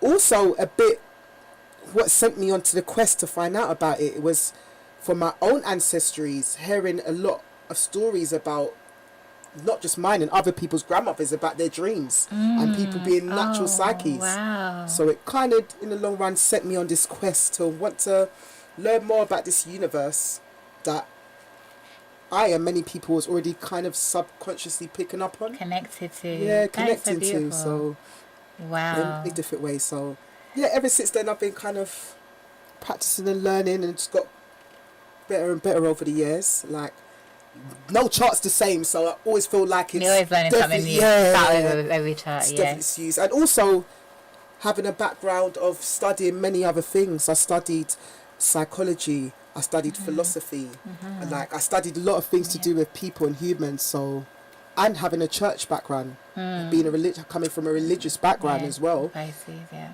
it kind of made me accidentally all interlink them all, and to get a bigger picture of Yes, everything. yes. Very much so with the religion. Yes, very much. That is so Pisces. Hand in That hand. is so beautiful, and that really, yeah, that is really interesting in that, because I had like a psychology and background as well. I studied psychology. I do think it's very much linked. Psychology and astrology does interlink and does, particularly the modern day astrology now that a Well, lot do you of know us what? do. If you look at both of the main energies of both them two subjects, it's one of them is going to be Pluto, which is water sign, and the other one is going to be in Neptune. So very much they connect. That water trilogy connects very much into the whole 12 spectrum. Yes, it Like, does. so It does. You definitely see that interplay with people when they all naturally fit kind of together. If you're trying to learn from each other, that kind of energies, because Pluto is Scorpio is definitely about deep research, transformation, and deep emotion. Also looking at the deep bonds that connect us all together, whether that's by blood, whether that's by just psychologically. Legacies, isn't it? How Inheritances. and we definitely pick up on that story through everyone when we look at the stories of our ancestors and how they travelled from one country to this The a other. foreign land. Do you know what I mean? Neptune, very Neptune. Yeah, Pisces, and built up to still Sagittarius, make yeah. something, or That's right. even or passed down their story, so we're even still able to reflect on it to this day. But it's very much about that. Very That much, the yeah. astrology, and it's definitely a lifetime study, and something that you'll just learn every day. The more you look at it, or you keep awareness of it. Definitely, yeah. That's definitely my mantra. That's definitely it. You become a lifelong student with astrology. You never, you can become a master, but you're always a student. You're always, professional, amateur, astrologer, whatever it may be. It always just keeps on giving and giving. And just as you were saying to me, I was just thinking back to when you're talking about Scorpio and the whole Pluto energy and the work, like me and Kira, we were doing work on linking the Orishas with the planets, the modern day planets and signs. And one of the things that has come up with the associations is the Orisha, the goddess Oya that I mentioned at the beginning, that's kind of linked with Uranus. And Oya is associated with Scorpio, or can be associated with the sign of Scorpio because of the ancestors. So in the Yoruba acronym. You have the Igungun, I hope I pronounced right, which are, you know, the ancestors, and Oya is the leader of the ancestors, and it's that cycle of life, and you kind of go back, because we are a makeup and a product of the psyche and the psychology of all that have gone before us, the ancestors. So definitely that Scorpio Plutonic energy, it does cut you and brings you to the core. So yeah, definitely. Definitely. Pluto's very fixed and the Neptune is mutable. So with a lot of people that's influenced by mutable planets or born with a lot of mutable planets, they'll normally go on to find that they'll have times when they literally just soak things in like a sponge. Even the things you might not like, whether you would listen to a song on the radio and you didn't like the lyrics, and you wake up and you know all the lyrics for some odd reason, or do you know what I mean? Or you just was having fun, they'll naturally kind of, mutable signs have got something in them where they naturally pick up on energies and they're able to merge and change. Like, that's why there's a forever changing theme with mutable energies. That's true. That's so true. And if I go to even throw in, I did promise to share somebody, just to add in, I didn't touch on it last week, but when we were talking about Pisces, I wonder if you connect with this, because again, with the Yoruba goddess, also found in Candomblé Santeria, associated with Neptune and Pisces, is the goddess Yamaya, and she's a goddess of the oceans and the goddess of the fishes and mothering and nurturing, and so do you find with Venus in Pisces, and also I want to ask you about music, because Venus exalted in Pisces is going to be music. How do you feel with music? Do you have a special connection with music? I definitely do. Do you know what? From I was like 4 years old. Really? Wow. I was being taken in studios. Really? Oh, wow. Look at that. Look at that. Wow. My grandparents. Wow. Very much, especially from the countries I'm from, of Caribbean origins. One of my parents is from Grenada. One of them is from Jamaica. And also I've been able to see a lot more of other Caribbean origins into my family. And especially with that whole background, you see that music is a big influence in their life. It's something they use in a spiritual sense to either build them up or to inspire us. Like, the better the music, the better the message, the better you feel, because it can help lead you. And definitely with Venus and Pisces, it's definitely got a love for music and creativity. Wow. So again, you see, listeners, we are charts. We are our charts. We become, we're living manifestations of what the codes and the destinies in our charts contain. That is really deep. And also, you were saying with art as well, the tapping, Mars and Pisces as well. Mars and Pisces. Do you want to share a little bit about what that may mean? Mars and Pisces. Do you know what? I would share a bit, because everybody always says that detriment word as well. Yeah. But do you know what? I'll give another perspective on that. It's Mars in detriment. I don't think it's in detriment in Pisces. No, it's not. I don't think it's a water sign. It's a water sign. Don't laugh in it. Okay. But another thing is, from majority of my life, I've always worked with people through an emotional nature. I've got a good emotional way of connecting with people. So with the Mars and Pisces energy, that's what benefits you. I definitely have. I'm able to connect with people, especially when it comes to emotional woes. Yeah, is that also because of the Venus connection with the Mars? Yeah, I feel like they're the Mars. The affection. They come to you. But also, it's definitely got to do a lot with the creativity as well. That I noticed how that is, whether it's through music or art or just creating with your mind or imagery, like 12 aspects. Like, there's something that naturally goes through it. Also, dance. Oh, definitely, dance. Another big part of it. I used to do a lot of dance as a child. Whether it's ballet. I used to do ballet. I used to do anything that was where you can have that flow. And ballet is so kind of ethereal, isn't it? That kind of, on the tiptoes, and that is very. I never saw that before, but I'm seeing that real connection with Pisces, really, and wow. Do you still do it now? Do you know what? Not really. Do you know what? In normal life, I've danced. I was dancing today. The ballet. More so the ballet. Oh, the ballet. Yeah. Do you know what? The ballet, no, I stopped. That was when I was young. It very much does go for it. But one of my siblings as well, how I was influenced by that, He's a choreographer, one of my brothers. So we used to do a lot of dance and choreography for those people as well. So Yes. again, sometimes that mutable energy, you kind of you pick up on it sometimes by the people you're around. So a lot of the insight I've got as well definitely came from siblings and just anyone that had a inspiring side, and it will be the same for anybody that's got Nice. that's mutable energy. Yes, yeah. So That's true. And even if I go back to Tesla and Elon Musk, who I was talking about before, I was saying that in Western, they're Cancer. Both of them are Cancer sometimes, but in the Vedic, they become Gemini. And Gemini, is also connected with siblings, like the third house, connections with siblings. And with Elon Musk, when he was young, he got into business with his brother. I think his brother's called Kimball. So you kind of see again that Gemini thing coming, with the siblings. And also, Nikola Tesla, there was a tragedy with his brother, one of his, I think, older brother that died. And that was linked to Pegasus, one of the fixed stars, Pegasus. I think he died, it was via a horse. It's quite a tragedy. I think it's to do with a horse, which is linked to the Pegasus fixed sign that he had in his chart. So that kind of shaped him, that kind of had a big effect as that would do. So I kind of do find that with that Gemini, that third house connections, siblings do play a really big part. Communication will always throw a part in anything. Yes. Especially when it comes to learning, because you if you don't hear,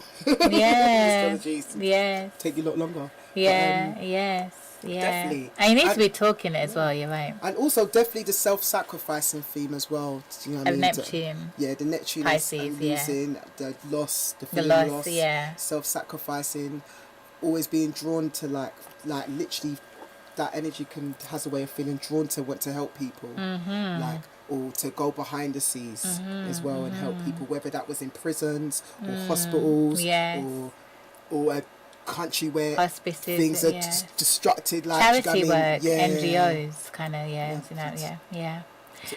Because very compassionate, because Pisces and with Venus in there, it's very compassionate. We'll kind of talk about women because it's the Ghana chart soon, and it's a very compassionate sign. Very, very sorry, excuse me. It's very empathetic, sympathetic. It just wants to take on.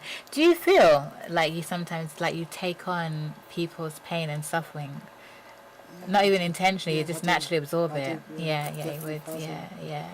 Even through the internet sometimes, even through the internet, and I advise people in readings sometimes if they've got a lot of mutable in them to be very aware of what you're taking in or what you put yourself around, because you accidentally could take it in, and so it can, and you don't realize you're taking it in, but it can have effects. So whether that was seeing a lot of negativity online through internet, and even if it's like watching poverty or extreme poverty going on in a foreign country that you can't get to, but you've become aware of it. It has an impact. Definitely has an impact into your emotional side. Not always bad. Sometimes seeing things like that just inspires you to want to help more. And to be more appreciative if you can help, if you are in a position to help more. So that's nice. I think that's the beauty, and that is we need those energies more so in this world of that compassion. And I think also with everything that's happened this past year, it's bringing I see it's bringing that out of some people, and it's making some people retreat, because I think sometimes sometimes you would have expected to see more of certain things happening, but you have been seeing people that are feeling and giving and putting themselves out, and then some, because I guess what people they're suffering right now, so they can't always give of themselves like they probably would in ordinary circumstances. So there's definitely that. But you're definitely right also about being mindful. I think that goes for in whatever sign you may be in, that way, being careful of what we absorb and take in. And it's so easy, particularly social media, to get sucked in by energies, so it's always good to have a kind of a spiritual shield, which I think one of the things about Pisces is probably learning that to create that emotional shield to kind of definitely cushion emotional shield. It's definitely that thing. it's definitely got a theme of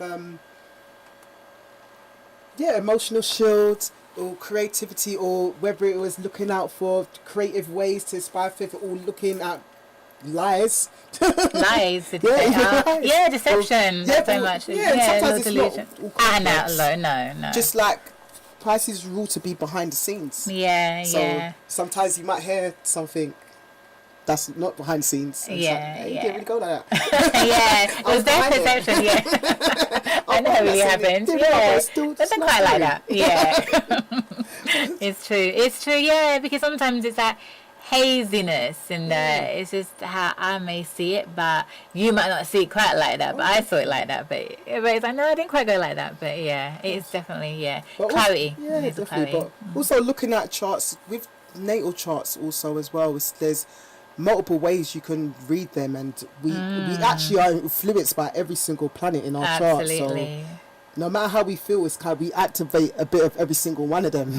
Yeah, we Depends on where are. we on our mood, Yeah, which is very yeah, Pisces thing. Our mood yeah. is how we activate them. So Yes.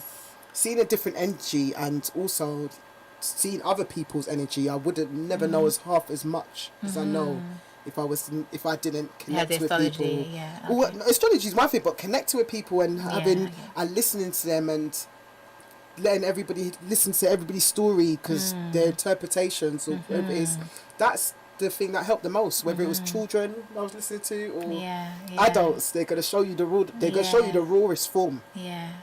of whatever they're Yeah, meant to be. yeah. So That is true. That is true because I kind of find even when I read palms, it's like sometimes I think a couple of weeks ago on the show and Bless was saying, if you read the palms, you can tell if somebody is bad, and I was like, well, no, not necessarily, because it's not like that. And what it teaches you, and I think even with astrology, is to be more understanding and open-minded with people, to know that we're not one-dimensional, because like you're saying, we know that we have, from an astrological perspective, we see that through the palms. We have all the planets activating and working through us, the asteroids and all other different, all them, they're all part of us and within us. And so that's why, some people may be activating and showing one thing to somebody that's coming out, because that's just the energy at play between the two of them. And there's another side. So sometimes your moon comes to the forefront, sometimes your ascendant. So, and that's why sometimes also for the listeners, some people may, because most people are familiar in the West and even in Vedic astrology of their sun signs, and everybody usually identifies only with their sun signs because most people aren't privy to the whole broader spectrum of what the chart and the astrology covers. But we have our moon sign, so we're also governed by the moon, whatever sign and planet, if the planet is in the moon, where the moon or the planet is the moon. And we have the ascendant, which represents kind of how we are, our first persona. So our ascendant or our rising sign is also known. It can be totally different to what our sun sign is. So that's why some people will be like, you don't seem like a sun sign such and such, because that person's more exhibiting what you see in their ascendant or even their moon. Or if somebody's got very strong, if they have like say many planets in one sign, like say Aries, they have like a stellium, which is more than 3 or 4 planets in a sign. They could be very airy and very strong. So they might have like a Cancer, a Cancer sun sign, but you're not seeing that. What you see is a very strong, militant, strong, go-getting Aries person. It just kind of almost shuts up. But they still do have that Cancer there, and they still will have, the other elements there. So that's just how it all kind of, oh, definitely. yeah, This is one plays. thing that's lovely about these planets is due to all their aspects and different formations they make over time, that nothing's ever completely exactly the same. Static. No, it's always moving. Yeah, so always this moving. is why you pick up way more information and learning from listening to people's stories and like taking it exactly for where it is when they tell you that. I mean, even if something's not telling you something, it's showing that energy. Is that energy? Yeah, definitely. Definitely. And yeah, I think it does. Would you say it does make you more understanding? I think, yeah. You would naturally have it for you because of the Pisces and the Venus, but I think just in general, would you say, well, I think it should do. Somebody that studies astrology, I think it should make you more understanding of people. Oh, definitely. And even if you didn't study astrology, and you've never heard of it. I think it's something with that energy, you'll always be drawn to those kind of things. What do you mean, the energy? What energy? Whatever energy a person's born with, like I think you get drawn to that energy. So if you had a lot of Pisces energy in your chart, you'll probably always be a bit drawn to those kind of things, or reading, or astrology, or past subjects, or you'll get those people kind of come to you in some way. Yeah. Like I remember being young once and working on a job in a bingo hall, and a lady that read palms actually came up to me and read my palms, and read my palm out of nowhere, and told me that she felt that she saw this psychic thing within me, and there was this school you can go to, and wow. and yes, and that said a lot of things. But again, with that Pisces energy, you normally find a lot of that kind of energy drawn to you. Yeah. Whether it's that or for people even from a foreign place that are just unknown, that just they get drawn to you. Even with the Uranian energy, people like to connect in a way how they like to connect by linking you to something that they might be able to connect you for, or they'll be drawn to you because you just look different. Yeah. You are different in some ways. Yeah, because that is differences very much so with you, and it's very much so. That is true. Yes. But also, another thing I find interesting studying astrology is that looking at mundane charts and the charts of our own selves, which we're going to get into. A lot of the time you end up seeing that the planets that we're born with is very much connected to the planets of the countries that we're actually got ancestry in, or the energy that they're coming from. A lot of the times we find that we're interlinked some way, very much through this mundane astrology. Yes. Very much so. And I like how you brought that into the Venus. Now, yes, we can definitely, we're going to go into that now, the mundane astrology, like we said at the beginning. Yep, so like Sabrina said, you heard it, guys. I think it's got a very beautiful breakdown. Thank you so much for sharing that with us, Sabrina. That was, a lot of food. My favourite word, marinating. A lot to marinate. Extracting the juice and the goodness from that. So we're gonna just we're gonna start winding down to come into last embers of the show now. So we're gonna go into, like Sabrina just said, mundane astrology, which is the study of the charts of, it's usually nations and countries. It could be cities, it could be states, it could be towns, areas. Yeah, that's what mundane astrology deals with. It's not the natal as in a person, but as a collective out there. So now, like I mentioned, I'm of Ghanaian origin. Shout out to Ghana and my Ghanaian peeps. And last week saw the independence of Ghana. Ghana's Independence Day on the 6th of March. Now, Ghana is a country on the west coast of Africa, situated between Togo and Ivory Coast, and Nigeria a bit further away, and Sierra Leone and other countries, all in that western border there. Now, so with mundane, what I'm going to try, what we're going to try and show and highlight and bring that understanding to is, like she said, we are kind of, the charts of countries reflects the energies, or come to reflect the energies of its people. Now, many of these, particularly when it comes to African and Caribbean countries and charts, are very recent charts within the past 60, 50 odd years for some countries, a bit over, probably some a little over than 60 years. And though many of these countries and these land masses have been in existence for eons, but I do find that mundane charts do still, they reflect the ancient connections of the people that has evolved over time before the creation of independence, and as how the people are going to evolve at present and in the future. So we can gain a lot, and you just naturally see a lot from the charts and from the people. So Ghana, so we're going to say, if I go into Ghana,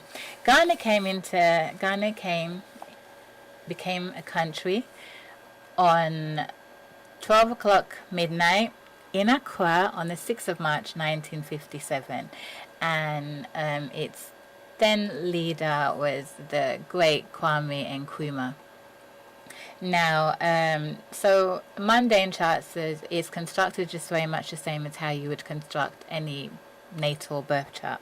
So, based on the time of the creation of the country, which was at 12 o'clock, a chart is constructed. You can do a mundane chart for Vedic sidereal charts or tropical charts. So, where I'm going by the tropical chart, the tropical system chart. And so, Ghana's creation, Ghana's inception, the sign of Sagittarius, which we mentioned quite a lot, was on the ascendant tree. So it's the first house. So what that showed, and again, Sagittarius is a sign of optimism, expansion, exuberism, enthusiasm, higher ideals, higher learning. It's just, yes, like the star is the limit. That's the spirit and the energy. Would you kind of agree? It's like anything is possible with Sagittarius because of that optimism. It's all by Jupiter. So it's like anything can be, something that can be achievable. Why I say that is because when Ghana, this is kind of my little say there, is that because when Ghana was the first sub-Saharan country to become independent. And so Ghana was holding the ideals and the aspirations and the enthusiasm for all of the other countries. It was like the trailblazer. So all of the other countries saw Ghana did it. Ghana was first. So they saw hope. So it's through Ghana gaining that independence that the other countries, the other colonialized colonies, realize, hold on, we can gain independence, we can become a free state, we can come away from colonial rule, be it French, British, Dutch, whatever it may have been. So I see very much that Sagittarius theme of anything is possible, that optimism with the conception of that ascendant, with that Sagittarius ascendant. And religion also as well. The religion, they're very religious, spiritual country, very religious, and yes, that definitely plays a part there also. So all of that you can see from the ascendant tree, and but what's so interesting is the planet Saturn was also what we call ascending with Sagittarius. And so what that created and what that it gave a heavy restraining energy that we would see later on when with all that optimism, exuberance and potential, within the early 60s, about 10 years later, we saw there was a coup etat where Kwame Nkrumah was ousted from power. Before that, though Ghana was on democratic lines, it became a one-party state ruled by Nkrumah. Now, Nkrumah also, I must say, Nkrumah did carry that spirit of Sagittarius and Aquarius because he saw a great, grand unification of all of Africa, where there was talk of an African, he was one of the founders of the African Union, the concept of the African Union, which is what the European Union actually got their ideas and ideals from. So that's something that's not always very much known about. So Kwame Nkrumah saw it was Ghana. It started with Ghana, and then the spread of the torch and the light of independence will be to spread for all of Africa and beyond to the Caribbean islands and some South American countries as well, which it did. But with Saturn there, that harbored what was to come, the constraints and how the ideal wasn't fully to manifest, which it hasn't done because it started with so much potential. And though Ghana is a wonderful, beautiful country, so with so much potential, there's been a lot of roadblocks, like it has been in many of the countries that have, the African nations and Caribbean nations that have gained independence. And so I'm not going to go too much and spend too long on the whole layout of the chart, but so just to move on from there. Now Ghana's sun is at 15 degrees Pisces. So Ghana is a very Piscean nation, and the sun is in the 4th house. So the 4th house again represents land, homeland. So many people that go to Ghana and meet Ghanaians, always say how peaceful, Ghana is as a country, how peaceful Ghanaians are. We can get down as well, but Ghana it's very peaceful. It's very people feel welcomed, and one of our slogans is Akwaba. It's welcome, to make everybody feel welcome, because it's coming from that fourth house, home, family, homeland connection. So if you're a visitor, you're a guest, your family, you are welcomed. You are welcome to our land. This is your home. Yeah, they got a moon in Taurus there and Mars. And the moon in Taurus, exactly. I definitely pick up on that energy from a lot of Ghanaians I meet.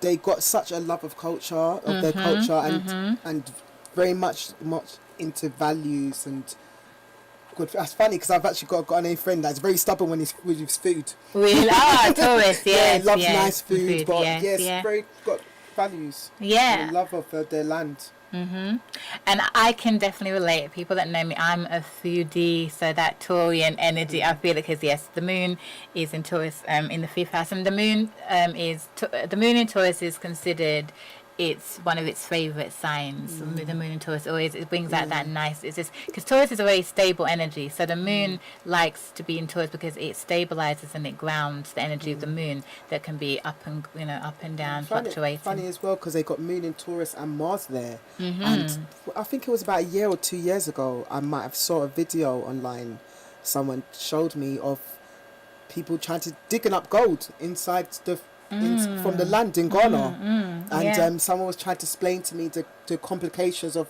if you wanted to bring it to another country. But I remember seeing a video and being so shocked, because you could literally, they had dug into the earth and you just saw it all. It was in one part where you would never have thought it was still there, would be there, that you just discovered it. But definitely that moon and Taurus energy, and the fact it's in the 5th house, there's getting light on it. The light is shining. Well, that's interesting, because Ghana was known as the Gold Coast before it became known as Ghana, because of the gold. As well. And there's a link also with even ancient Egypt with the lineages.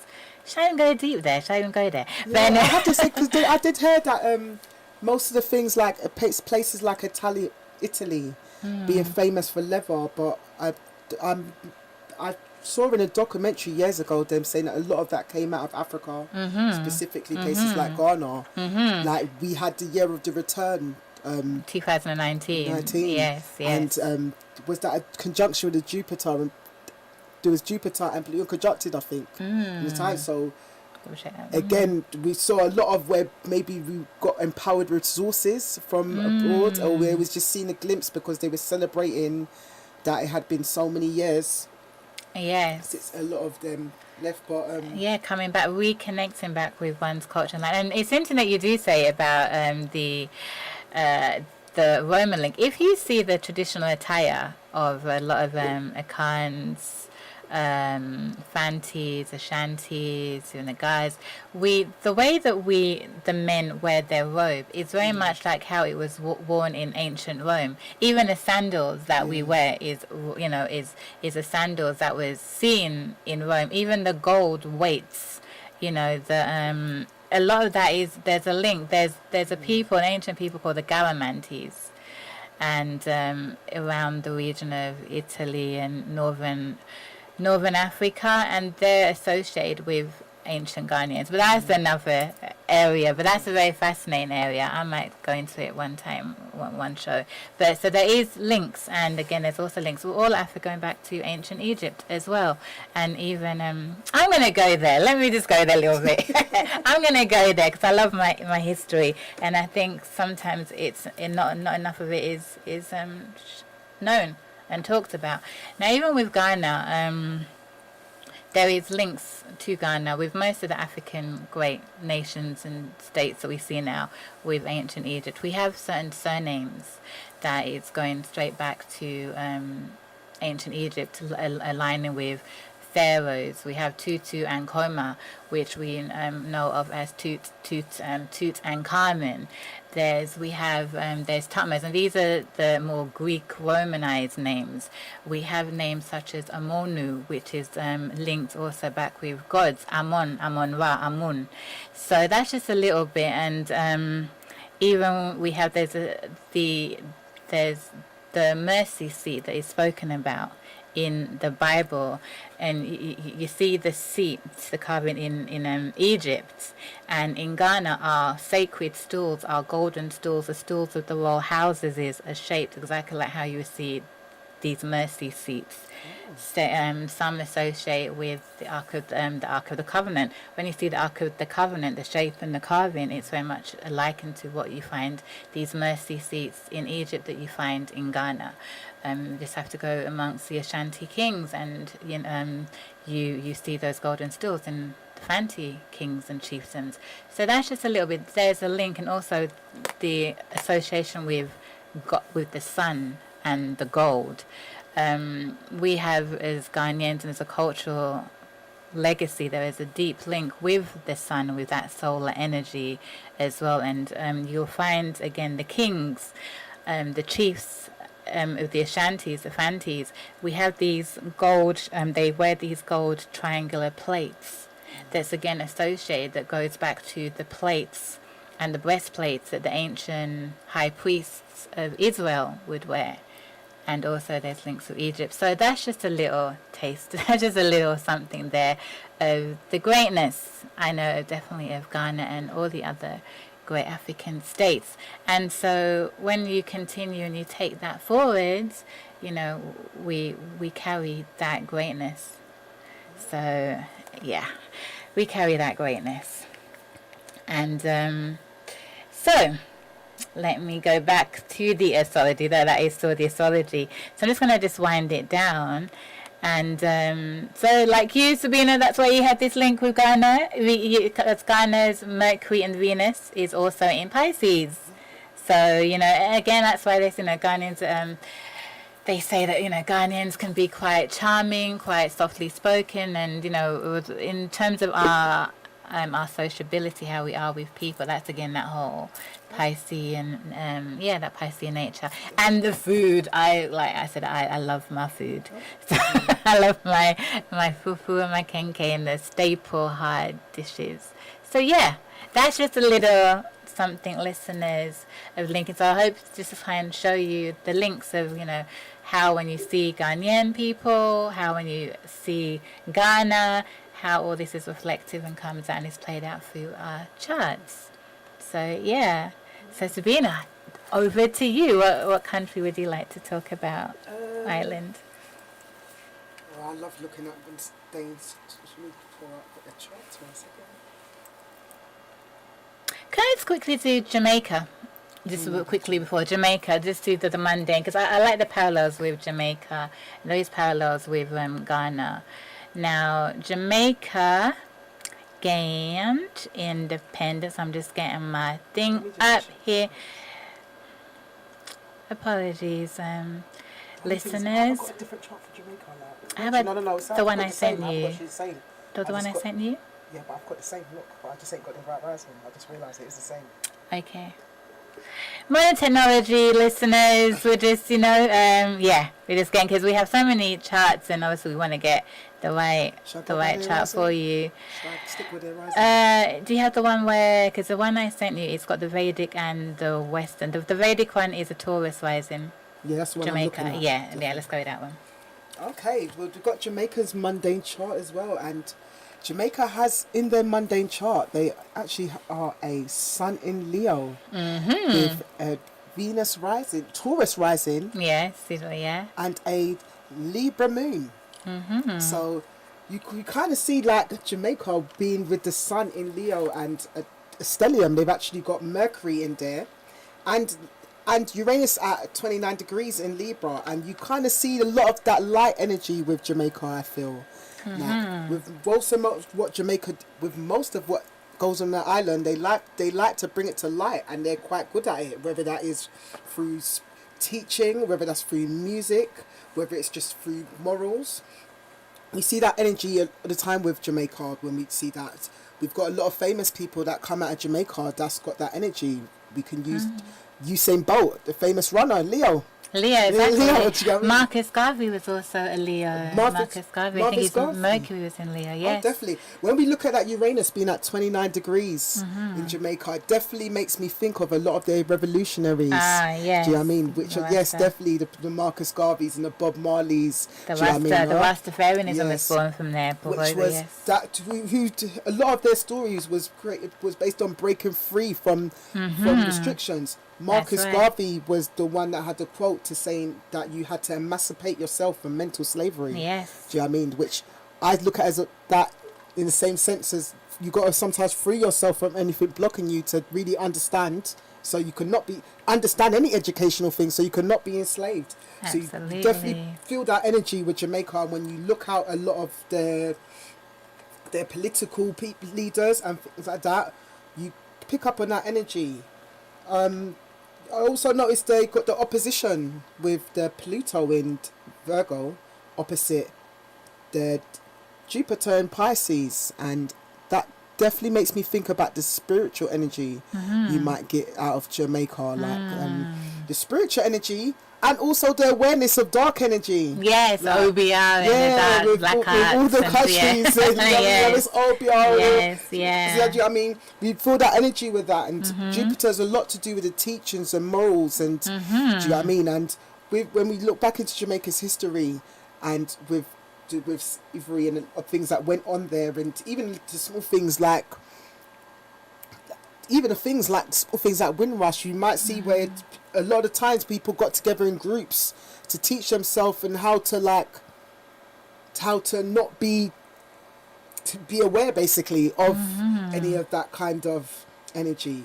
You also see the moon in Libra in their chart, and them being a tourist rising country.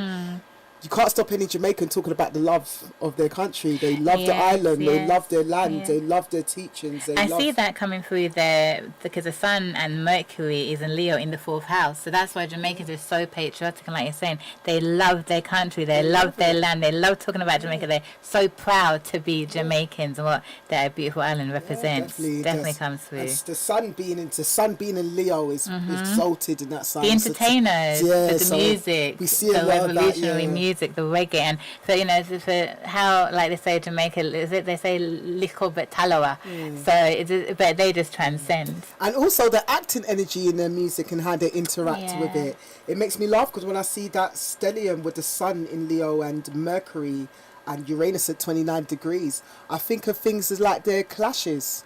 They've been quite famous for years for having clashes. One of their famous clashes years and years ago, when I would have been a kid, was one of the artists called Ninja Man. He's very much, he's got Capricorn and Aquarius energies, very much got a revolutionary energy. He was a rebel at one stage in his life, where he's bad, but then when he got a bit older, he turned very political and very revolutionary. He had won some of the biggest clashes on radio or on stage, where he went to clash against his own son. On a stage, music-wise, but also a lot of them had that theory that if you make good music, that it will live on. So it will continue, especially this of good notes, so to living on. So we see a lot of the artists, especially from the islands like Jamaica, to try to kind of do not what other artists do in a lot of other countries. They would just continuously just release music from the heart. The Sun rules the heart, without really caring about the manufacturing of it. Which is why some of the most famous songs that come out of there, sometimes when you look into the history of them or the background, sometimes they wasn't even paid. Yeah, I heard that. Do you know what I mean? It was just recorded on the spot, and then do you get what I mean? And they could never find, but we definitely get that kind of theme with Jamaica in the chart, with them liking to bring a lot of stuff to light. Yes, do you know what I mean? Definitely. That opposition also with the Jupiter and Pluto, and also why at the same point making a trine to Neptune, makes me also think of the love of dance. Oh yes, that comes at Jamaica, and the dance, even to the point where you get a lot of other countries wanting to go there to to learn dance. dance. As dance for them is very much therapeutic. Like, do you know what I mean? Therapeutic, and also something that gets a lot of them worldwide. It does, like, attention, and it puts them with the music. You're so true. Yeah, it's so like, true. So true. Like, they lead in that front. I even looked deeply at things in the past to the point of little things like Saturn that is meant to rule the bone structure, bone structures. Skeletal, skeletal bone structures, and with the natal chart of Jamaica, a lot of them's got Saturn in Aquarius. Where Aquarius is now, that's on in that chart, and I feel that some of them, they're natally their DNA bone structures. I can't remember the word. There's a word for it that some bone people, density. It's not bone density. Yeah, where they got what's that word where the people can bend their bones in all different directions. Ambidextrous. Yeah, I think like some of them has got that. It's kind of structurally on the DNA side, which leads them, which helps to lead them in the dance world. Some of the dances and things they do go to other places. It's true, because the way they flow and the movement, it's different. It's unique to them. You're right. Is it ventriloquists that bend in a way? Ventriloquist is more the speaking. No, it's the ones, speaking one. And I think it's like ambidextrous people that kind of can. But I know it's probably another word. Hypermobile. A lot of them, they got the hypermobile densities, which enables them to, I think, with a dance, to be able to flow effortlessly. Yeah, they can flow. Things. It always makes me laugh as well with that trine with Jupiter and Neptune being in Scorpio, and both of them energies having something to do with the waters. That when you speak to a lot of people from the island, there's only two kind of fears they don't really fear much, but one of the fears they have a high conscious of is the ocean. Like, to them it's the a fear, very, like they're scared. Like, we're not really scared, but it's a high awareness, realizing that there's two things that could take you out, whether it was fire or the ocean. The ocean's powerful. All the things in the ocean, we can't. We're still watching David Attenborough now. Yeah, and again, because that Jupiter in Pisces will heighten that as well. You're right. Which is kind of funny as well, because I've noticed that there's a lot of people that's maybe from the islands in there that you'll ask them and they don't swim or they don't go in the ocean. There's something they'll go swimming in the swim pool or somewhere else but especially ones that was brought up young there, they've got to have just the awareness that this ocean, this big water thing, we can get lost in it. Wow. And there's people that have gone into it and never come back with something that we can't always go into. So, but some of that they pick up from the stories again. Yeah. The stories that there's like mermaid stories and certain people that go missing via the seas and led astray. And also there as well that the sextile Neptune is the big spiritual impact that they had in their countries. Yes. In the Caribbean and in Jamaica, and they still continue to. You see that most of them that's coming from the island, you see them still show influence within themselves throughout their life, wherever they go. The deeper understanding or the deeper awareness of God and Christ or whatever the religion might be. I mean, it's even sometimes their own. The normal person that's an artist that's preaching a good message. We played Sizzler earlier, that comes from the island Jamaica, that most of his music is quite on a spiritual understanding level or a bit revolutionary, so it's definitely a theme of that island. It's true, because I mean Jamaica has some of the most, in terms of even like the conscious musicians and conscious songs, you don't find it anywhere else, particularly like you do in Jamaica, with that spiritual message, with that message of liberation and connecting back in. So no, you're right, there's something that is unique, that is so unique to definitely that spiritual message, because particularly the reggae roots music, you don't find any roots. Like other countries and nations have taken on the roots, but again Jamaica was the foundation of that. Definitely, and the deep awareness of history. Jamaica's done quite a lot when it comes to looking up history and bringing it to light. There's a big factor they look into that. A lot of Jamaicans have the awareness that even though they're from the island, they're very aware that they're connected to the African islands. Definitely, very And much majority of them are there from being brought to. They was brought to that island. Do you know what I mean, from another foreign place. So that's again is the Neptune connection energy that they end up picking up and being aware of, that interlinks us to the other countries.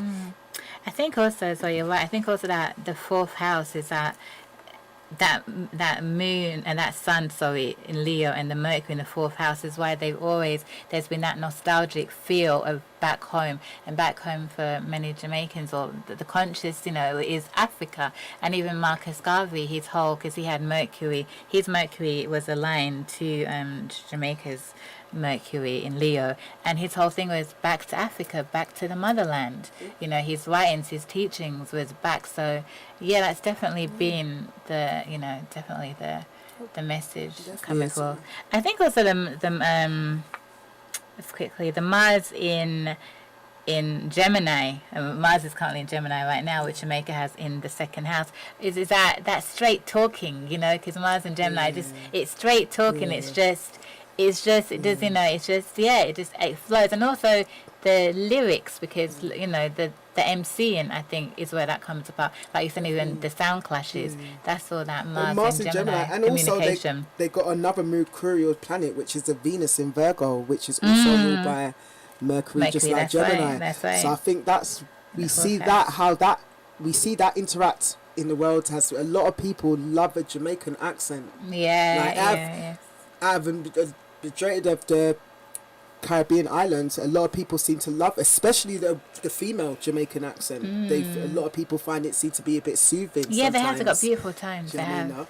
Just something about how they pronounce the words. Yeah, it is. It's very melodic.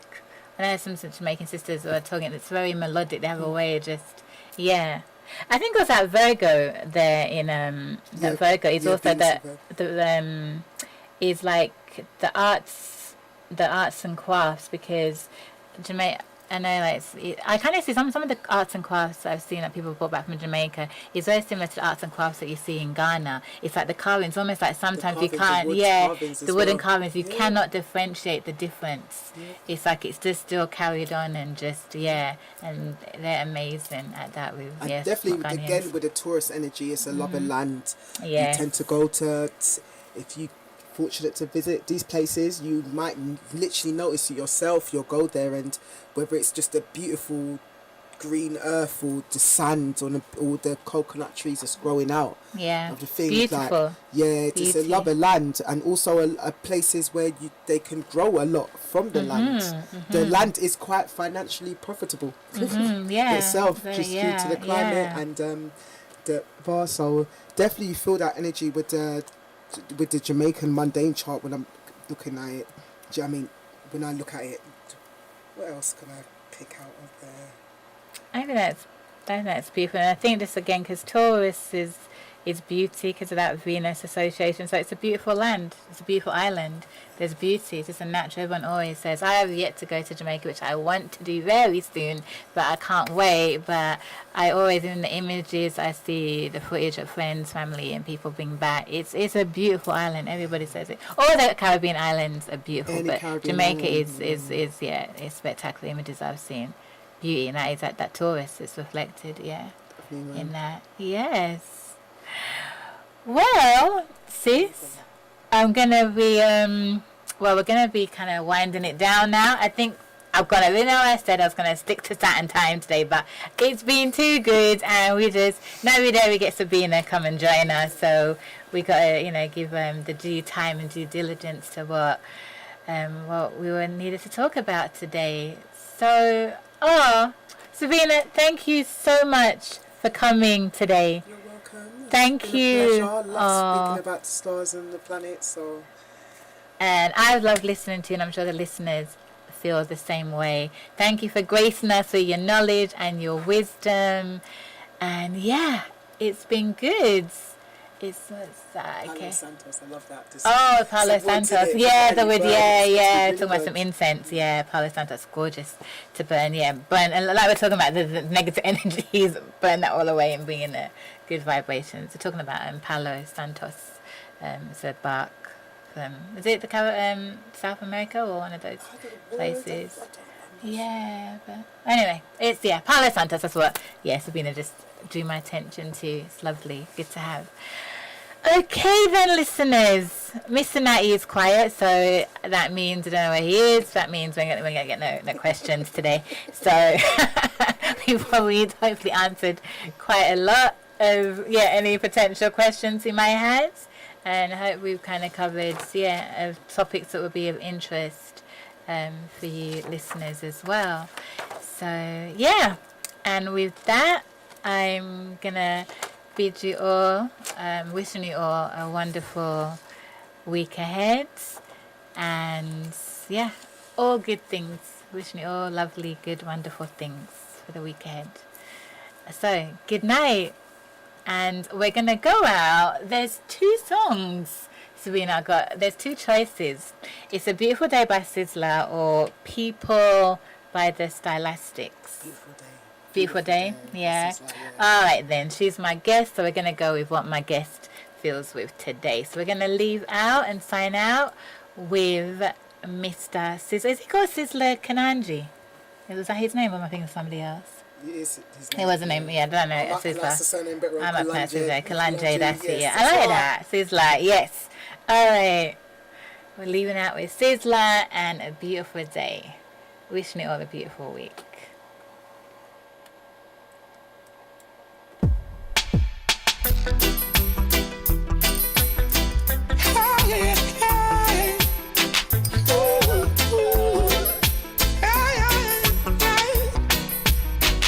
It's a beautiful day, smile with the world, put your problems away. Welcome to love, doesn't matter what they say. Priority first, no violence, no one getting hurt. I can't blame you for being yourself. Things don't work out right, all you do is keep the goals inside. No one is perfect, everyone is certain to master the realms of life. All you do is keep the love inside. I think about you every day, I think about you every time. I never want you stray, wanna keep you fine. Love is everywhere, and love is even now.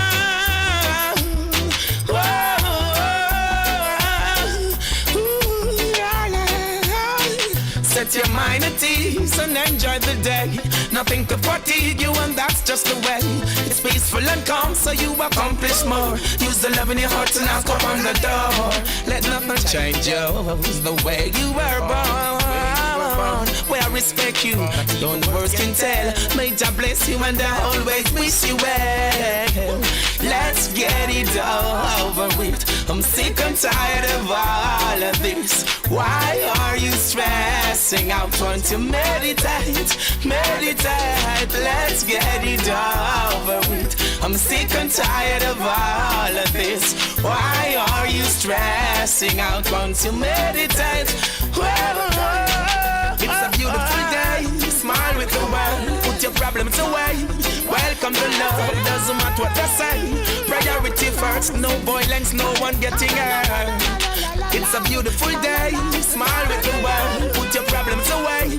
Welcome to love, doesn't matter what they say. Priority first, no violence, no one getting hurt. I can't blame you for being yourself.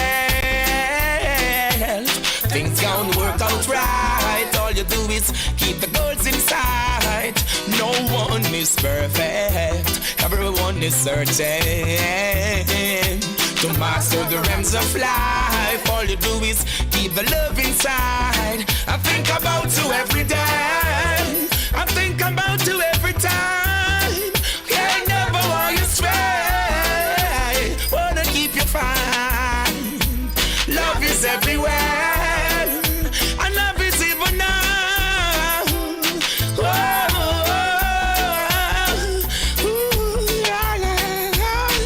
It's a beautiful day, smile with the world, put your problems away. Welcome to love, doesn't matter what they say.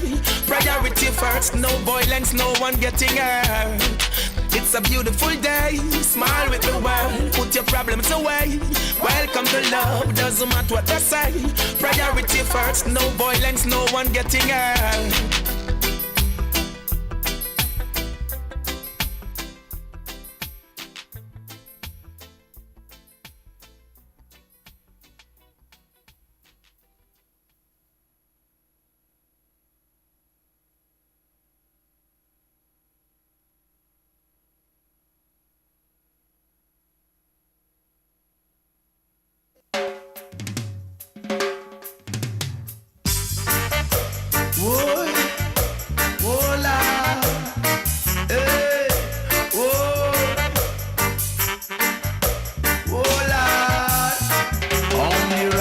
Can liberate the people over hills and valleys too. Don't let them fool you. Don't believe for a minute that they are with you. Shall free the people over hills and valleys too. Don't let them fool you. Don't believe for a minute they don't like you. Why try to make I unhappy? Really, I don't know. If it was up to them, my friend, we would never see the sun or the snow. Through that mystical communication within, we keep on coming together. I love to see brothers and sisters looking out for one another. That's the way it should be, not contrary. Stop tearing down each other. Only Rasta free the people over hills and valleys too. Don't let them fool you. Don't believe 1 minute that they are with you. Shall free the people over hills and valleys too. Don't let them fool you. Don't believe for a minute that they are with you. I don't do. You just behaving like they want you to, yeah.